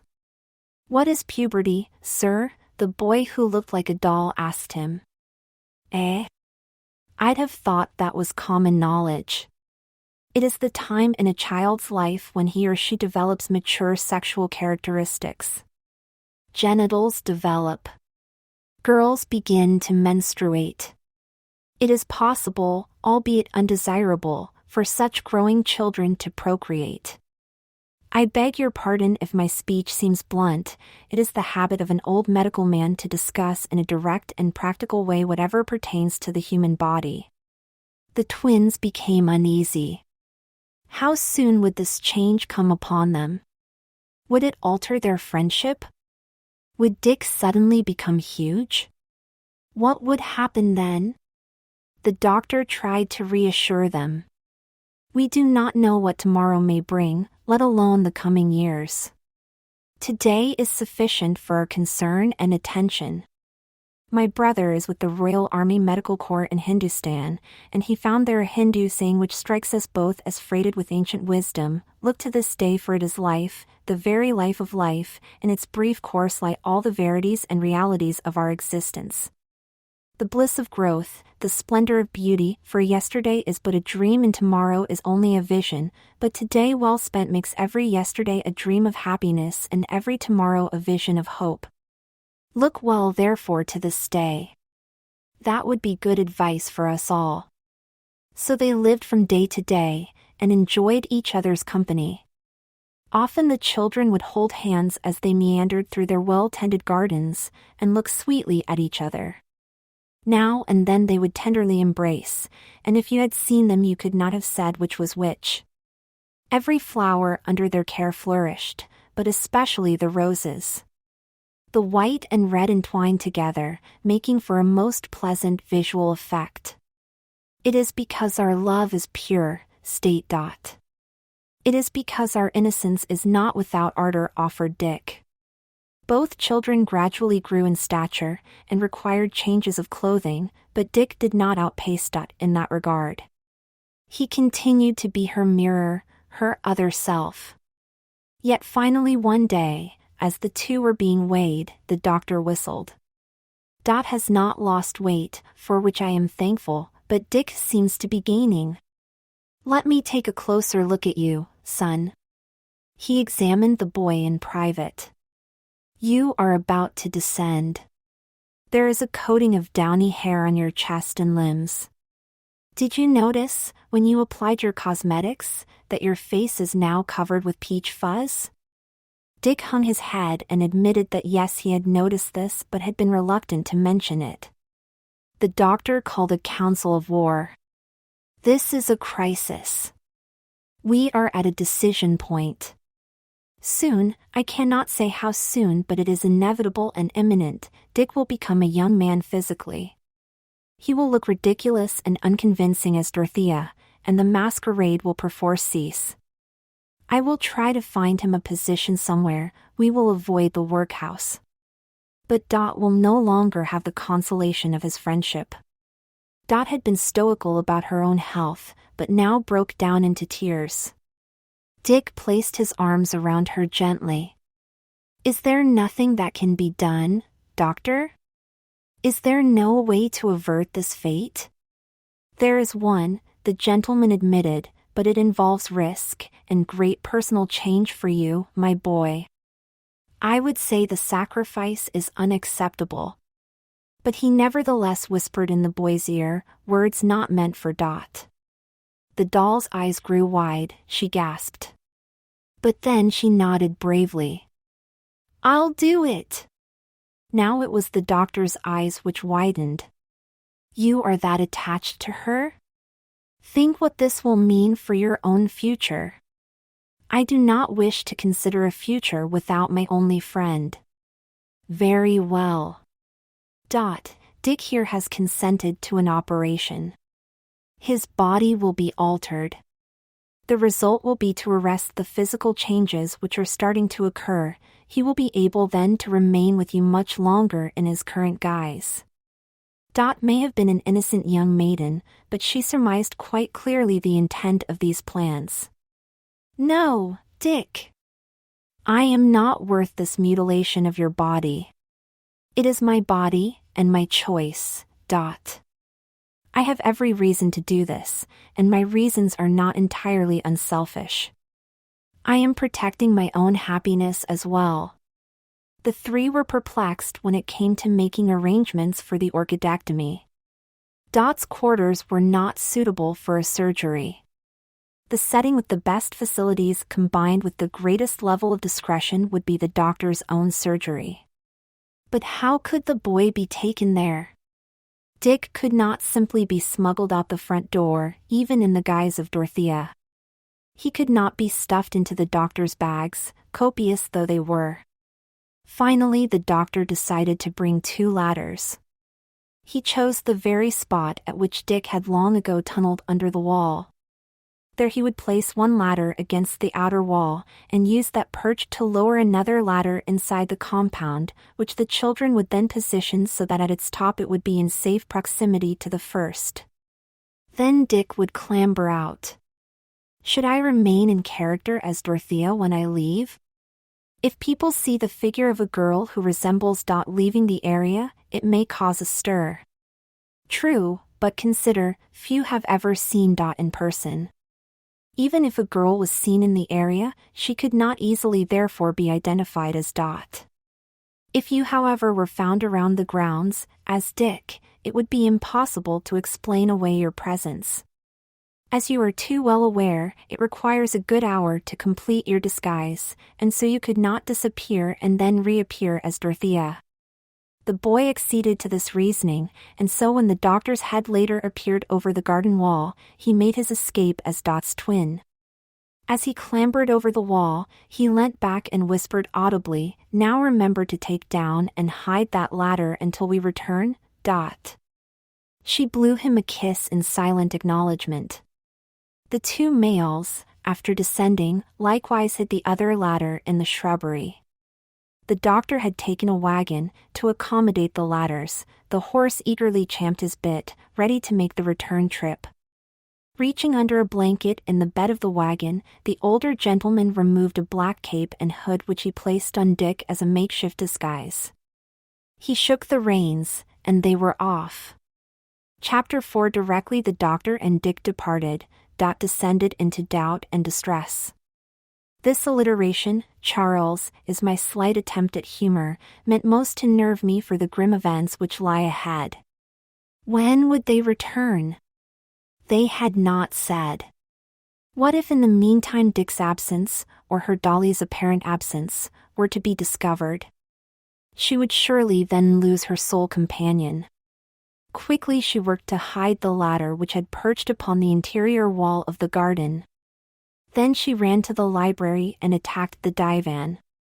Dot was not adept at such work, but with some difficulty she eventually retrieved her old dolly, dusted her off, and perched her in the old place, the seat in the corner of her bedroom. Hands demurely crossed in her lap. It struck the girl how much Dick had posed just like that, day after day, for Nurse's benefit. She already missed him. He had spent each day in dissimulation, pretending to be her identical doll, a boy who although poor had at least been as free as any lad in England, sharing by his free choice her prison here. He had given up his life for her, and now with the doctor's help he was giving up his very manhood, so that he would not outstrip her in size and weight, nor betray his sex through beard or basso profundo. Before she could sink too deeply into regrets, Nurse did arrive to tuck her into bed. She let the kindly older woman undress her and place a seasonal nightgown upon her slender frame. Then Dot cleverly asked Nurse to dress Dolly in similar fashion. This had not been done for years, since the children did not want Nurse to notice the difference in weight between Dick and the doll he had replaced. He had changed before she ever appeared at evening. But now Nurse gladly complied, and fussed equally over the girl and her twin doll. "There now, loves. As alike as peas in a pod, you might say. Such a sweet pair. Now just say your prayers for the both of you, dear, and I shall extinguish the light." And so Dot did pray heartily that God watch over her and especially her friend, and gave thanks for the provision of such a reliable companion. Nurse found this quite touching, but she did not know the half of the situation.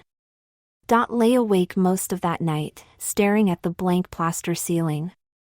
She missed the weight and warmth of Dick's body next to hers, although they had agreed that she would repose under the covers and he atop them in observation of propriety. The next day came and went, and the one after. No word arrived, but then how could it? All must be kept as clandestine as possible. But what if some tragedy had struck? What if Dick had developed complications or, perish the thought, expired? Dot ignored her precious garden, and sat twisting grasses into braids and then tearing apart her handiwork, fretting endlessly. "Your parents and I are concerned, dear," Nurse exclaimed. "You had been eating so well, and now you have barely touched your meals these past several days." Well, of course Dick had consumed more than half of those portions, but the household must never know of it. Dot tried to smile and look reassuring. "I am sure I shall be better any day now, never fear. I would not be surprised to soon be eating better than ever." Nurse clucked and fussed but let the conversation go at that. Next day, as shadows lengthened beneath the garden wall, Dot was aroused from her studies by the clink-clink of small pebbles striking the library window. Startled, she jumped up and ran outside. There was the old doctor, peering over the wall at her, with another missile in his hand ready to launch. It was such a comical sight, she could not repress a laugh. She was also laughing from relief as she fetched the hidden ladder on her side of the wall and raised it into position. But when the doctor had descended, and assisted the doll-like creature who followed him, her smiles were quenched. "Dick," she asked, tentatively. The girlish figure tried to smile, and offered reassurance of well-being, but the doctor said gravely, "These operations are not without their consequences, young lady. You may find your friend somewhat changed in future." In 2 days the physician would make his regularly scheduled rounds at the home, and would be at liberty to explain in more detail. Now he hied back up over the wall, and the two friends disposed of their ladder, and then embraced. "Oh, Dick!" I began to worry. "I missed you, Dot." "No cause for worry, the doctor has a sure hand. I am glad to be back here, the place which has become my home, odd though my role in the household may be." Dot noticed then for the first time how much Dick's speech had altered since he first arrived. He had been a creature of the mews and alleyways, and his speech had reflected that upbringing. But now, after years of only conversing with her and the doctor, and after years of reading the carefully selected volumes in her library, his language reflected that of Dot and her parents. Even the rather common phrasings of Dickens could but have improved his conversation. That night the children were careful to dress Dick in a suitable nightgown before Nurse should arrive. It would not do at all to have her notice the difference in weight between the boy and the real doll. Next day they much enjoyed each other's company. "At meal, eat hearty, Dick. They must believe I have regained my appetite, and in the garden. Even the birds seem to take extra notice of them, but this may perhaps be ascribed to the children scattering crumbs from a scone for an avian treat." The pair sat together on one of the wrought iron seats in the garden and watched the day descend into violet and then true purple. Dot sighed contentedly. "I just wish we could always be like this, you and I together, here." She laid her head gently upon Dick's shoulder, one twin reclining upon another. He smiled, but rather wistfully. "The sun rises, and we converse and enjoy our company, and the odors and melodies of this garden, and the sun sets, and we pronounce it good, one day after another. We should indeed be glad for the turning of these days, for they are all embraced within a calendar whose pages turn, and having turned will turn back no more." Dot looked at him with sudden concern, this mirror of her face, her profile. What was he thinking? But he said no more. Next day he once again installed the dolly within the coils of the divan, and made a reasonable repair of that furniture so that it should not evidence any tampering. That evening Nurse was once again concerned with Dot's appetite. Dick had not been eating well. In the morning, he even ignored his favorite treat, the relative innovation, kippers. They were nicely done too, jugged, with salt and pepper, and a bit of toast and marmalade. Doctor soon arrived, rather earlier than was his wont, and Dot expressed her concerns to him about Dick's mood and appetite. He nodded gravely and examined the boy. He has healed quite well, but I made sure of that before we returned. This operation may cause anemia, with lethargy and other side effects. I fear such is the case for us. It is not a fatal condition, but hardly ideal.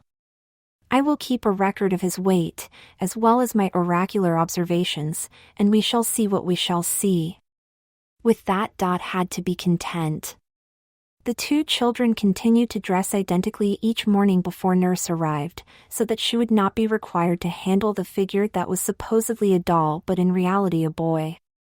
There was not yet much difference between them as to weight and height, the boy ill-nourished as a child, the girl consumptive, both were slender and almost frail.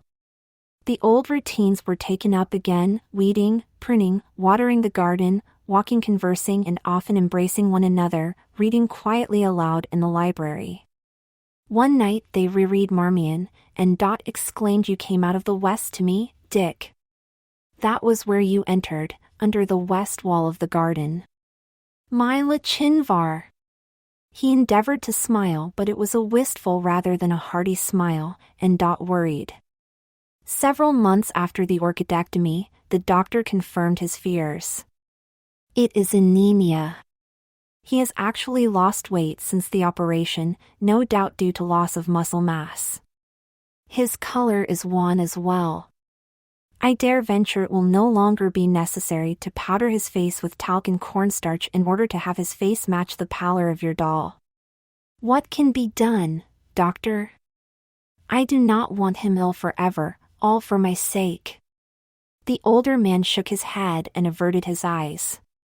We can try a strengthening diet, although it is unpleasant and you will not want to join in it, which in turn will make for complications smuggling the viands past the household. But liver and kidneys have proved helpful, especially raw. Dick made a horrid face. I shall insist upon cod liver oil, the gentleman went on. No, exclaimed Dick. Meade used to smear that on his old joints, the vile stuff. Smelt like hell.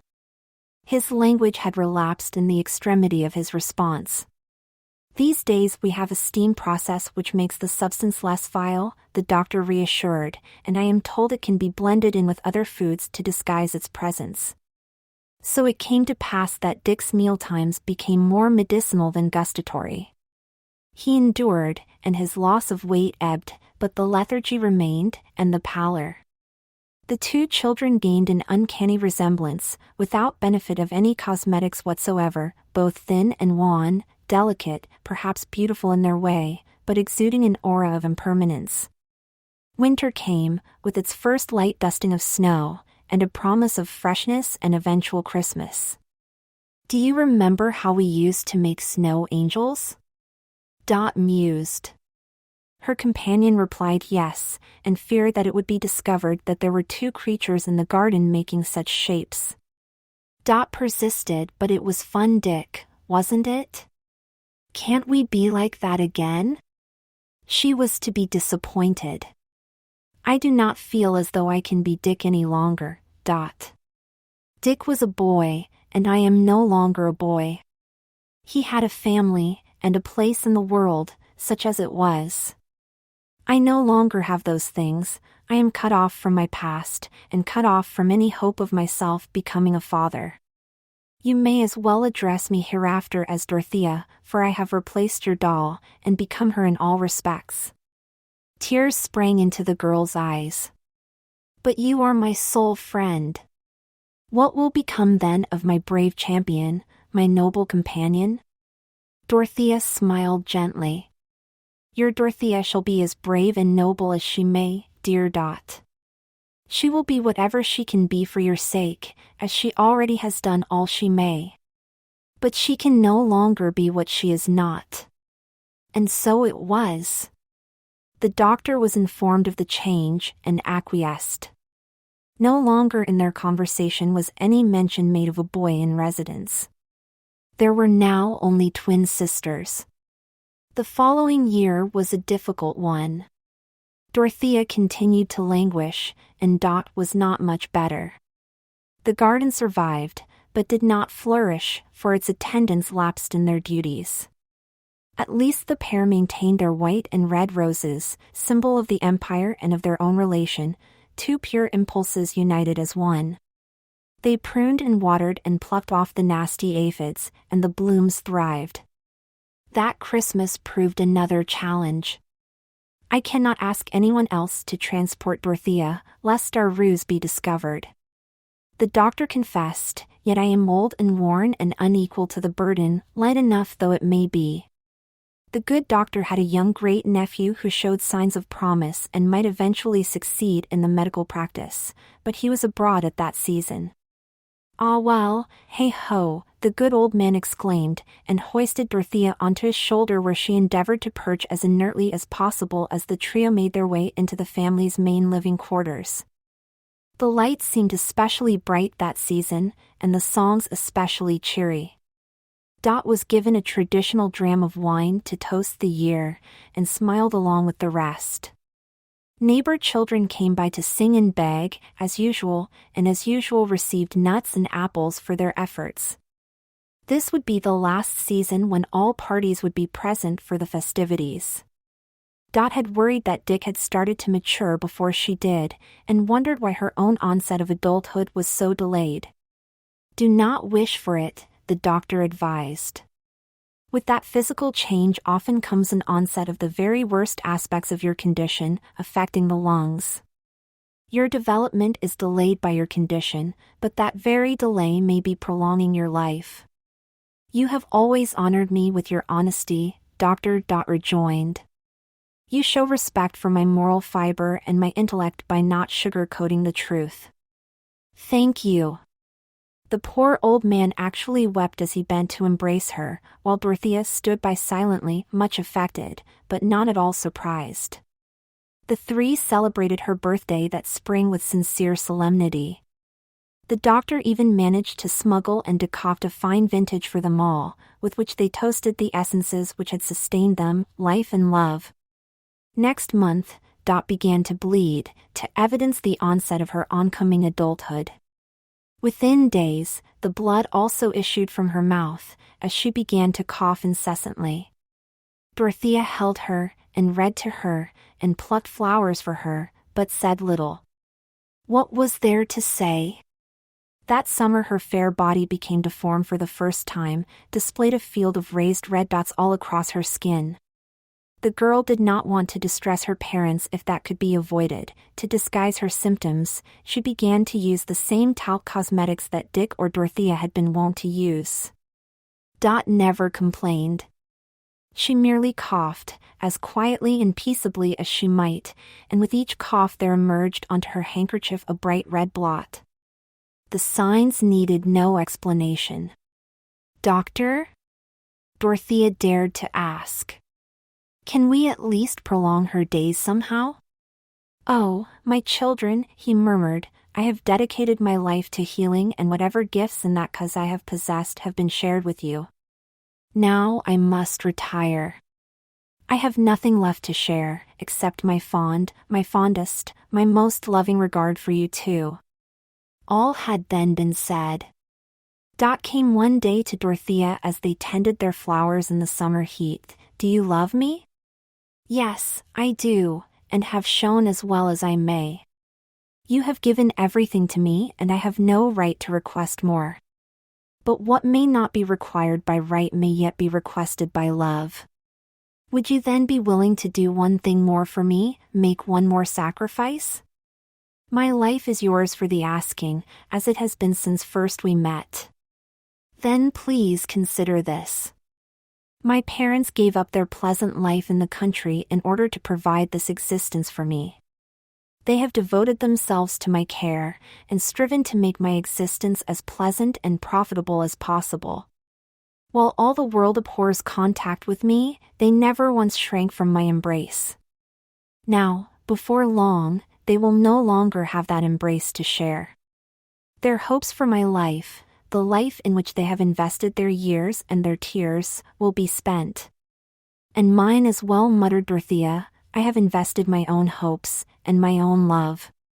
And never ever did I abhor contact with you.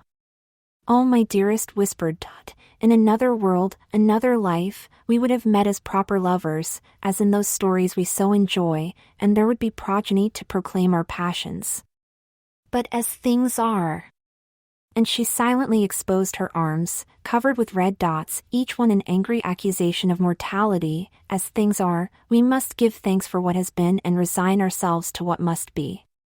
But only please this say for me, that when I am gone you will not let mother and father grieve, but be for them the daughter they imagine to have. Can you do this? You have played the role of the doll, can you now play that of the daughter? Dorothea hugged her fiercely, in assent. You need not have asked. But I shall be so lonely. So please look down on me from heaven and remember me. Pray for my heart's ease. For I shall have none otherwise. So they wept and embraced there together, before informing the doctor of their plans. He agreed, albeit reluctantly, and set about making the final preparations. Now Dot became the doll, powdered with talcum to cover the signs of her disease. Dorothea began to interact daily with nurse, and occasionally with father and mother. She spoke well enough, she comported herself adequately, no suspicions were ever raised as to her true identity. When she embraced mother and father, she did so with genuine affection, for the sake of her friend. Eventually the day did indeed come. Sun broke through the windows of the bed-chamber. Dorothea shook Dot to arouse her. Another day. Come, enjoy it with me. But she did not respond. Harder and even angrier became the shaking, and dark and cold was the despair. Feeling ice run through her veins, Dorothea one last time removed the doll from her toy-like crypt inside the divan, and placed her on the usual seat.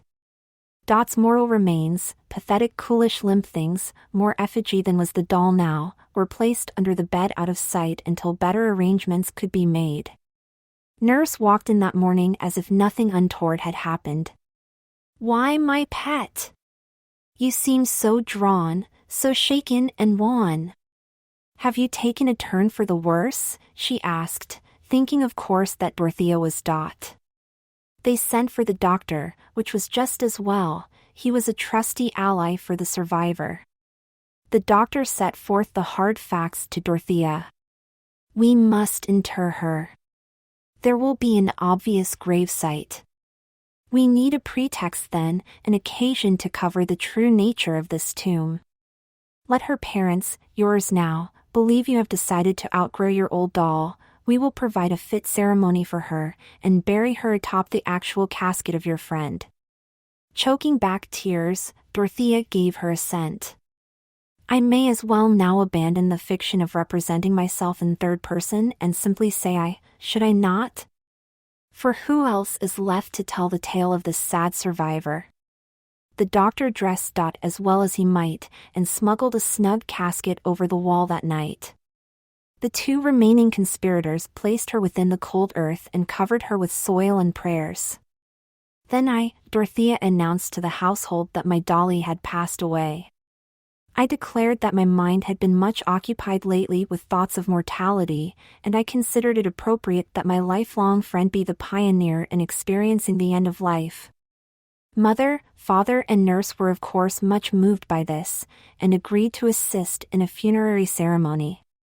The next evening, the good doctor accompanied Dorothea, or myself, and the household to the gravesite where they placed within the ground, as the family supposed, the doll, the longtime companion of the young lady around whom their world revolved. I, Dorothea, intoned the words of Milton, I will build her a monument, and plant it round with shade of laurel evergreen, and branching palm, with all her trophies hung, and axe enrolled in copious legend, or sweet lyric song. The doll was placed in a humble casket atop the broken earth which hid the true grave, the resting place of Dot. True to her promise, Dorothea, did plant the site, below the white and red roses they had loved so much, with laurel, and also with the wildflower known as pearly everlasting, as well as a peach-tinted rose, symbols of hope and eternity. That night as she, as I, composed myself, for sleep, for the first time sleeping under and not above the coverlets, I felt a lump beneath the pillow. My exploring fingers plucked out a sealed letter. Within it were 2 dried roses, one red and one white, and the brief message, "I cannot command, not you who have so much done for me without command. But I can request, and hope, that you will treasure these faded blooms as keepsakes for what we once had and once were together, you and I." Never did I say these words when I could and should, but I say them now, I love you. Clutching the roses to her tightly, the poor creature sobbed myself to sleep as quietly as she might. Chapter 5, the conclusion. Now that I have revealed the awful truth to you, dearest Charles, I could not blame you if you consigned this letter to the flames. But, in the earnest hope that you have not, I continue. After the death of my dearest, my only friend, the days were bleak indeed. For her sake I tended the flowers and other growing things in our secret garden, especially the roses. Ours were red and white, for England, for each other in the language of flowers, love and secrecy. To these I added a peach rose, symbol of eternity. Other special emblems were rosemary for remembrance, and pearly everlasting. I fed the birds. They seemed to want to cheer me, and always seemed to recognize their friend when I approached. I performed my duties within the family circle. As much as it was possible for me, I smiled and spoke words of affection to mother and father, my own parents dead these many years and not even in a hallowed grave. But my heart was not in it, and all the household could tell. Perhaps it was my melancholy, or the continuing anemia which followed my orchidectomy, but my weight steadily declined. I consumed the wretched meats provided by the good doctor, pureed beef liver, cod liver, kidneys. The doctor had been a good friend to both of us from the very beginning, and I did not want to disappoint him, but I could not will myself to be well. No more fantasy adventures, no more conversations in the library or on the garden bench, no more sharing of dreams and prayers. I seemed to have lost everything, my friend, my past, my very identity. "What do you want, child? What would make you happy?" the doctor inquired during one of his weekly visits. "Am I truly a child, even yet? I have no idea of my age, so your professional estimation will have to suffice. Yet I feel so very old." "Ah well, you are in fact a young lady at this point," he said kindly. "To judge by your stature and the development of your mind in conversation, I would suppose that you are now of that age at which daughters of fine houses would be ready to enter society, or nearly so." I smiled ruefully. "Enter society? Society dreads the very thought of my presence. Yet since you did ask, if it were possible, the one thing I most miss is a companion, a friend. Just one person to share my inner thoughts, that would be society enough for me." He patted my head, lightly. My own hair could never rival the beauty of the real Berthia. I now wore a larger version of the auburn wig which had been such an important part of my disguise for so many years. I also continued to use the rímel for my eyes, and the powdered shell, and the tinted beeswax for my lips. What seemed to be my natural beauty was nothing more than an imitation, thanks to the doctor, of the true beauty of my friend. The company of a crusty old physician is not sufficient for you, eh? But he quickly sobered. "I miss her too, you know, and we must share our grief in privacy. But the world is large, and perhaps there is yet hope." Shortly thereafter, as the leaves were beginning to turn, I was seated with the family on Sunday evening. Father repeated the morning sermon for my benefit, as was his wont. Mother shared some of the mild gossip. Then she surprised me by announcing that she had been learning the pianoforte and would soon be playing for us here in the home. She knew I loved music, and I suspected the hand of the doctor at work in this matter. Nurse came for me after my supper later that week, on a day when I was usually by myself. "Oh, it's here, it's here. Wait till you see it. And your mother, she's so wonderful with the great thing, it's a marvel." So away we went for our first concert. Mother blushed as she seated herself before the square apparatus. I had expected something like a harpsichord, of which I had learnt, but this was a novelty. She started with an old familiar tune, one of the carols I love. Then crash! Bang! She brought thundering tones from the pianoforte, a torrent of sound. There was a resounding conclusion, and Father and I both rose to our feet for a standing ovation. She must have been diligent indeed in her lessons. "Did you like it?" she asked me. "Oh yes, very much. It was so unexpected, all that sound. But wonderful, wonderful. I chose that first piece because I enjoy hearing you sing it. If I played it again, would you sing with me?" I nervously agreed, blushing now myself, yet eager to make the attempt. Mother and I kept good time together, looking at each other throughout, neither leading nor dragging, and weak as I was nonetheless able to muster sufficient volume to avoid being drowned out. This time when we finished, there was silence. No applause. Was something wrong? We looked, and there was Father leaning on Nurse, and they were both weeping and comforting each other. The dears. Much better than any applause. After this, I would spend several evenings each week with Mother in what had now become the music room. We seldom lacked an audience. I did not doubt but that the doctor had somehow engineered this result, but far from being resentful, I blessed him. I realized I did indeed have a family, I did have loving companions. In my grief, I had been too harsh with them. Slowly, my heart began to melt and I became human again. "Ah, your color is much improved, and you have even gained a pound or two," exclaimed the doctor some weeks later. It must no doubt be due to my excellent viands. I made a wretched face and he laughed aloud. "Whatever the cause, I am delighted with the change. I hear you are quite the nightingale, perhaps I can hear you myself sometime?"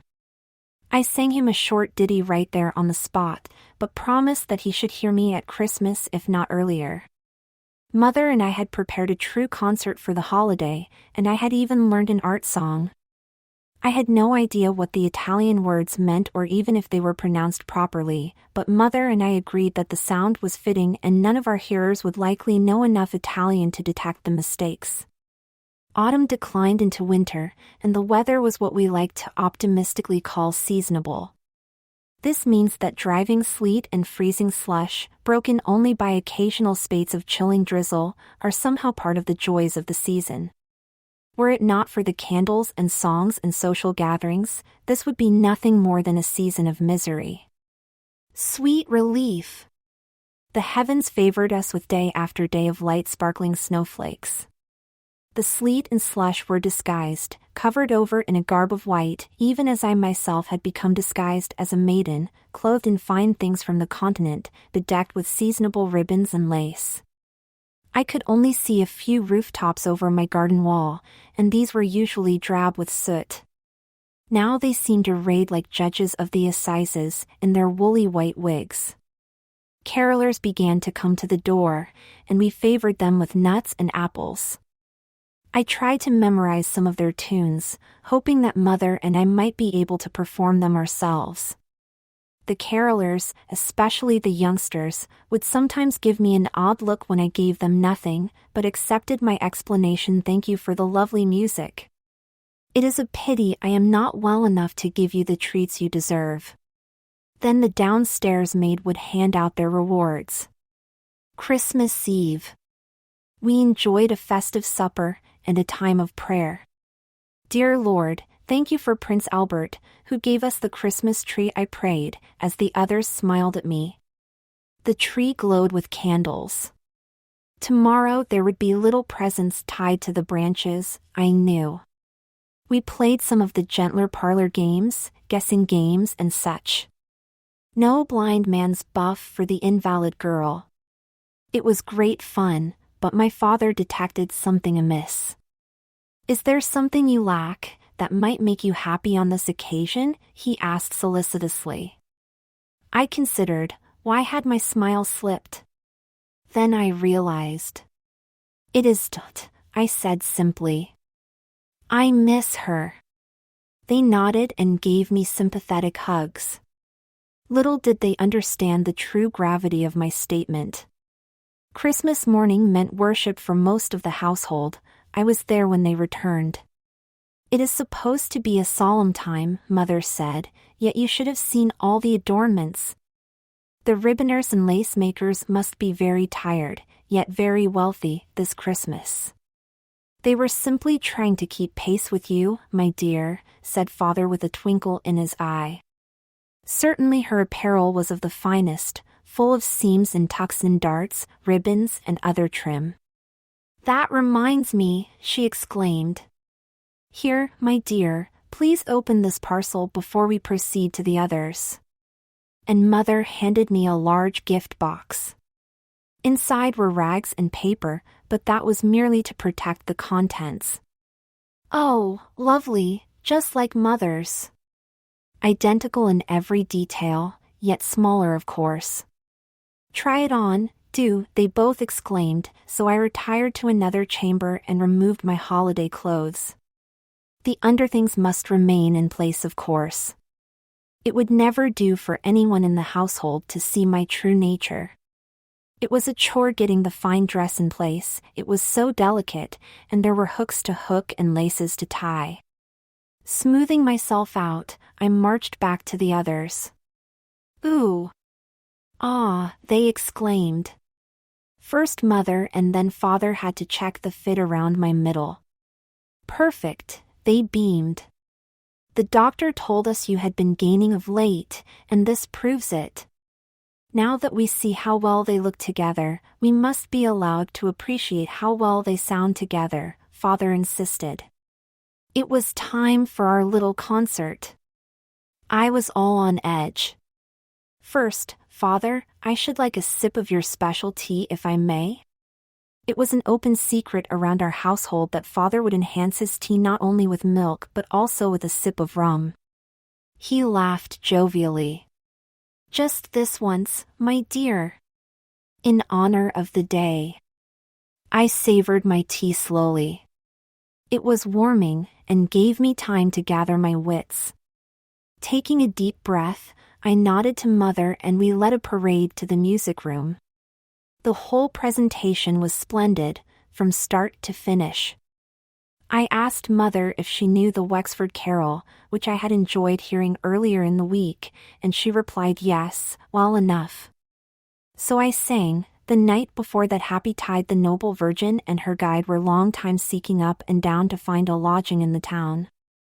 I thought how unwelcome my virginal friend Dot had been, excluded from all homes in this vast city. Lastly came the art song. La Stella, l'Abbandonata, I intoned.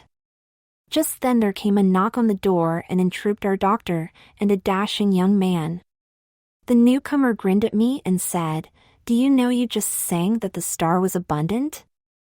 I flushed and retorted, "Well, of course it was. The miraculous star of Christmas, what could be more abundant?" "Ah, please excuse me," he said, but his eyes still twinkled. I saw in that twinkle a definite resemblance to the good doctor's when in one of his mischievous moods. "Pray, continue." I did so, with renewed energy and determination.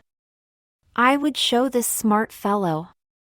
Mother and I finished with a fine flourish, to enthusiastic applause. Does my critic have any more linguistic comments to offer? I inquired, head held high. He laughed and said over his shoulder, "She is everything you said she would be, uncle." We greeted the surprise guests, surprise only to me, everyone else was in on the joke, and sat down to table.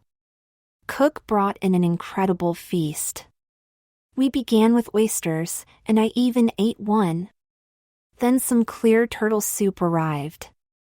The aroma was so delicious I simply had to have a taste. The primary delectation was a standing rib of beef with Yorkshire pudding, but we also sated ourselves with turkey, ham, dressing, potatoes sliced with butter and parsley, mince pie, and plum pudding. Father cut the steaming treat and gave us each a slice. "Oh no, I can't," I protested. "I have not eaten this well in months, years." "It must be due to my excellent care," beamed the doctor. "It must be due to the absence of pureed liver," I retorted, to the amusement of all.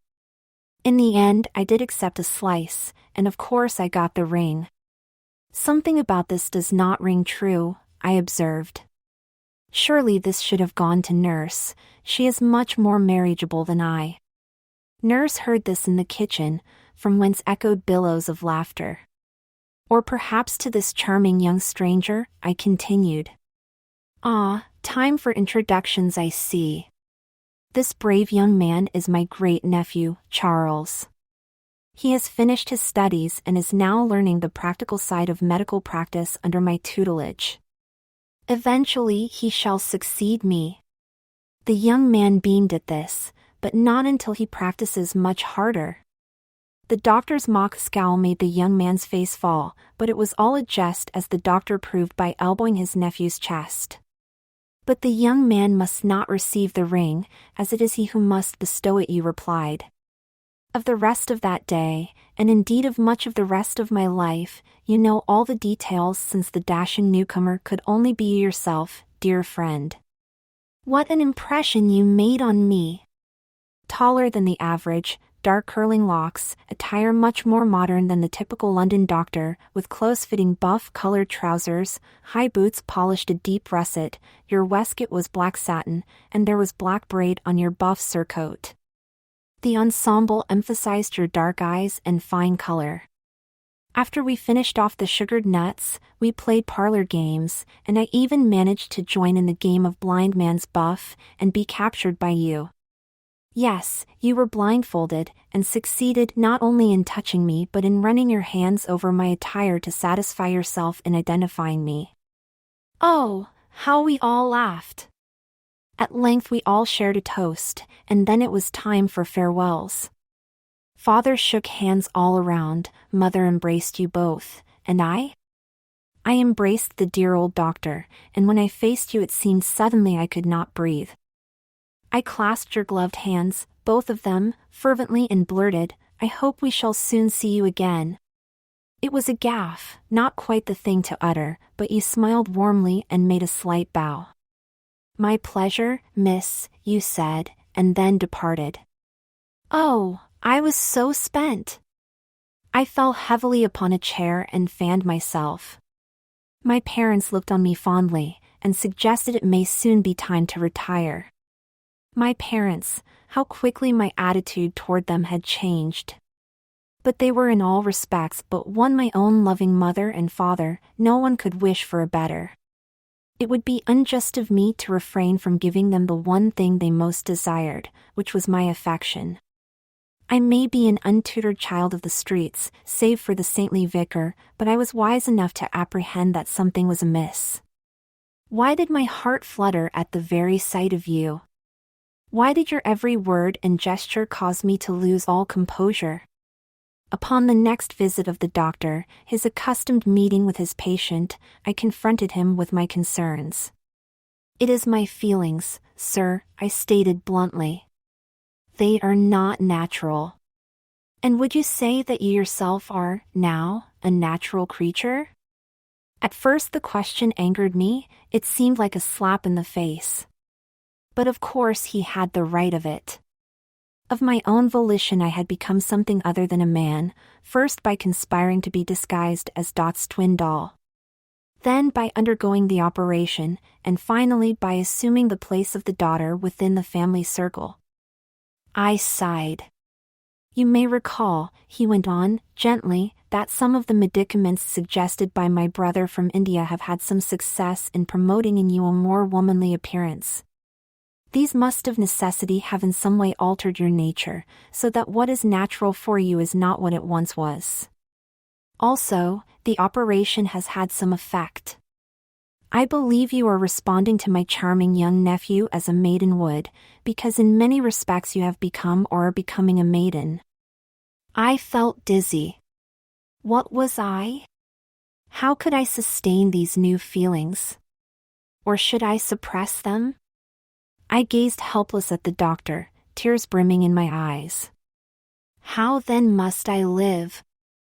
I whispered. As well as you can, my dear. You can listen to your heart, and listen honestly without prejudgment.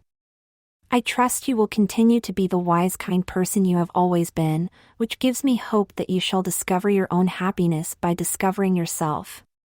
So I listened to my heart. It told me that you were a good person, one to be trusted.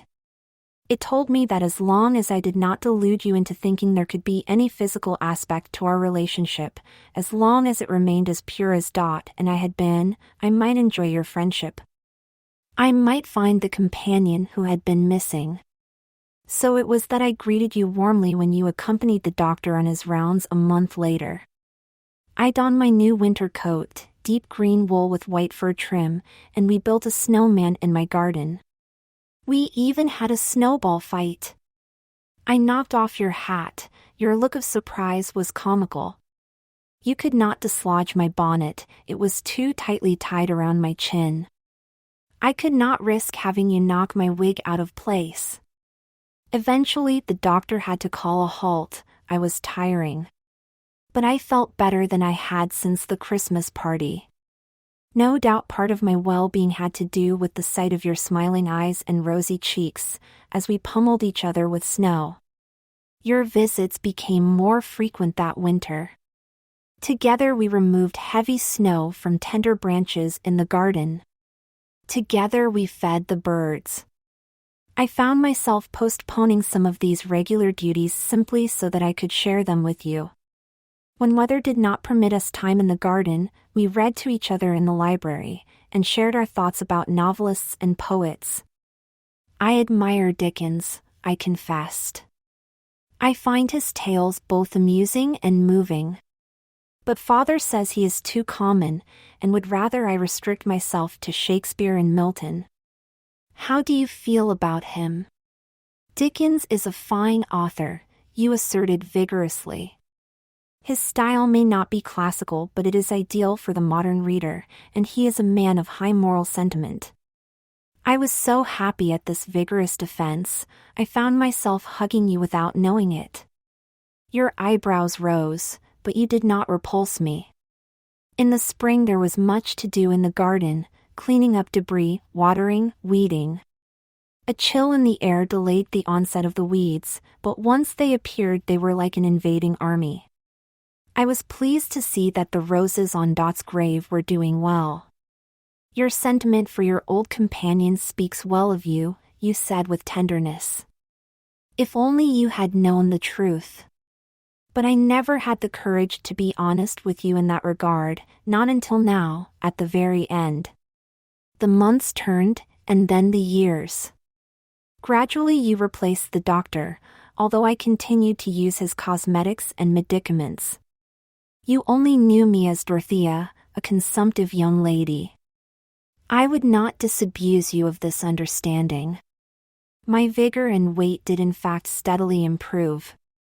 That which I had told the doctor was missing, close companionship, had been provided.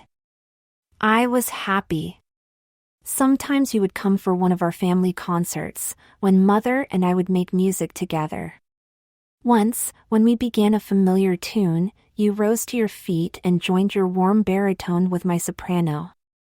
I began to be concerned that I might be monopolizing your attention. I hope I am not occupying too much of your time, you must be in great demand. Well, Uncle is finally turning over the reins to me, and it is a thriving practice.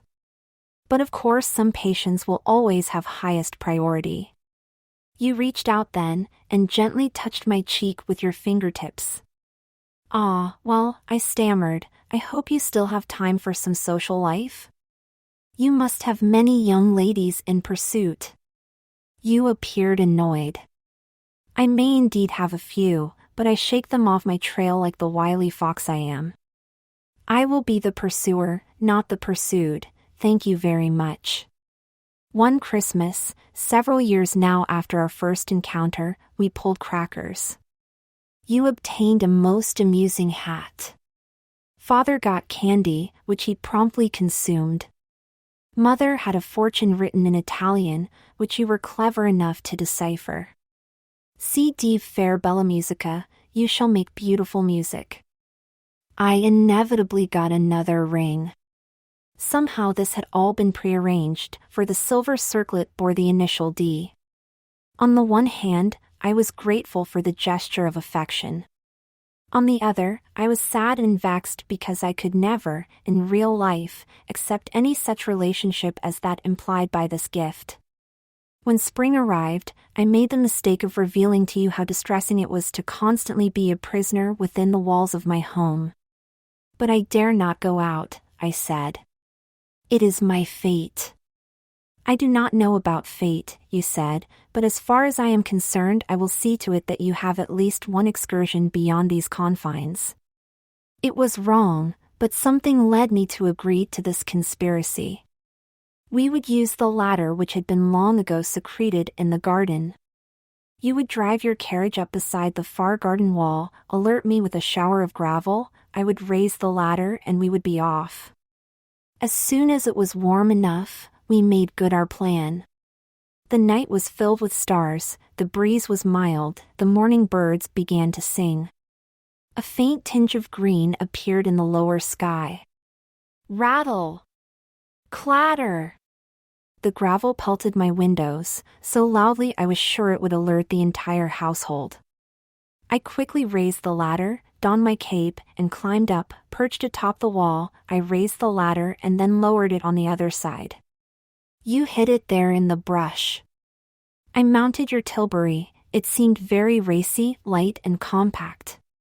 In fact, it was small enough that we were compelled to sit quite close together. I donned my hooded cape. I was hoping to see more of you this morning," you jested. "But we do not want anyone else, anyone at all, to see me, do we?" Nodding, you roused your steed and off we trotted at a great clip. We sped through the cobbled streets, not seeing any traffic at that hour. I admired the great homes and fancy shops, and you admired me, smiling at my astonishment as I enjoyed this encounter with the great wide world. The buildings began to thin. Here and there we saw some warehouses. We must be nearing the river. Suddenly there we were, at the Thames. A graceful arched bridge rose in front of us, and we ascended. There at the apex we dismounted, and watched the first rays of the sun gild the waters as we gazed eastward. "Oh, Charles," I said. "It is more beautiful than I dared dream." Without a word, you removed my hood and gathered me to yourself. Your face lowered toward mine, but I durst not kiss those inviting lips. Quickly I buried myself in your chest, and wept as you crushed me there. "Oh, I wish. I sobbed. All you replied was and I. We eventually composed ourselves and returned home by another route. How lovely all the gardens looked in the fresh morning light. How the breeze ruffled your hair, lifting your locks like waves cresting the ocean. We arrived back home before anyone had yet stirred within. As we raised the ladder, you held me tenderly once again. I did not want to stir from the spot. I saw a light appear in an upper window. Thank you was all I said. There was too much to say. And so we parted that morning. As I replaced the ladder, I did not know that we would never make use of it again. Later that summer, as I was cleaning out the bird bath, I noticed a few red drops in the basin. I put my fingertips to my mouth. Blood. Not a profusion of blood, but Dot's bleeding had not been profuse either. I had eluded the fate of my real mother and of my dear friend, but in the end I too had capitulated. For what motive I know not, perhaps to deny reality, I hid the evidence for several weeks. Then one day nurse discovered some bloody cloths I had hidden under the bed. Doctor was of course summoned. I had to see him and not you, although at the time you could not understand. By that time, I had begun to cough, and the dreadful small red spots had begun to appear. The good doctor did a most thorough examination, but in the end he hung his head and found no words to say. I told him what I had told you, simply thank you. He looked at me with a painful question on his face, but I surprised him with a smile. You have fulfilled your oath, you have brought life and the joy of life where it had little chance to come. We owe you everything. He lowered his head and brushed back a tear. I have one more request, I went on. I realize it will entail risk. Yes? I will soon remove to a health spa or sanatorium. It will be easier on my parents that way. It will be their final attempt to do something for me. There I will die, and my body be prepared for burial. At that time, my secret will be discovered, which will cause distress and shame to those I love. That is, unless you finish removing the evidence of my manhood. By that time the evidence was small indeed, but it was still telltale. There will be bleeding. Yes. A great deal of bleeding. Yes. There was no sound, other than the ticking of the ormolu clock on my bedside table. Very well. I would do this for no other. And so it was that we contrived to keep it all from you, dearest friend. The doctor arranged for you to be called out of town, and then explained to my family that he was going to try one last procedure. When you returned, he simply said that at my request he had made an attempt at an experimental process, and would say no more. There was no Christmas party for me that year. I had worsened so quickly that I was sent off to Canada's maritime provinces while the leaves were still on the trees. I hugged mother and father and nurse, and told them all I loved them from the bottom of my heart, and it was true. Dearest Charles, if you have read thus far without consigning my missive to the flames, I trust that for fond memory's sake you may do me one more kindness. Accept my gift of roses. I brought with me a dried blossom from each of the 3 bushes in our garden. Love, secrecy, and eternity. They spoke once of my feelings for Dot, now they will speak again. Forgive me for my deception. Perhaps it was unkind. Perhaps it was simply too difficult to avoid loving you. As I close this, the last letter I shall ever send, it is my hope that you will find some of the happiness you have brought to me. Be in love. Have children to love. It may be that in my last moments I have prescience. I foresee a boy named Charles Jr. and a girl named after your fondest friend and lover, Dorothea. The letter had been wrapped in ribbon, and within it were 3 very dry yet still preserved rose blossoms. And now you know why certain names have persisted in our family, dear sister, and may better appreciate how you yourself came to be called Berthia.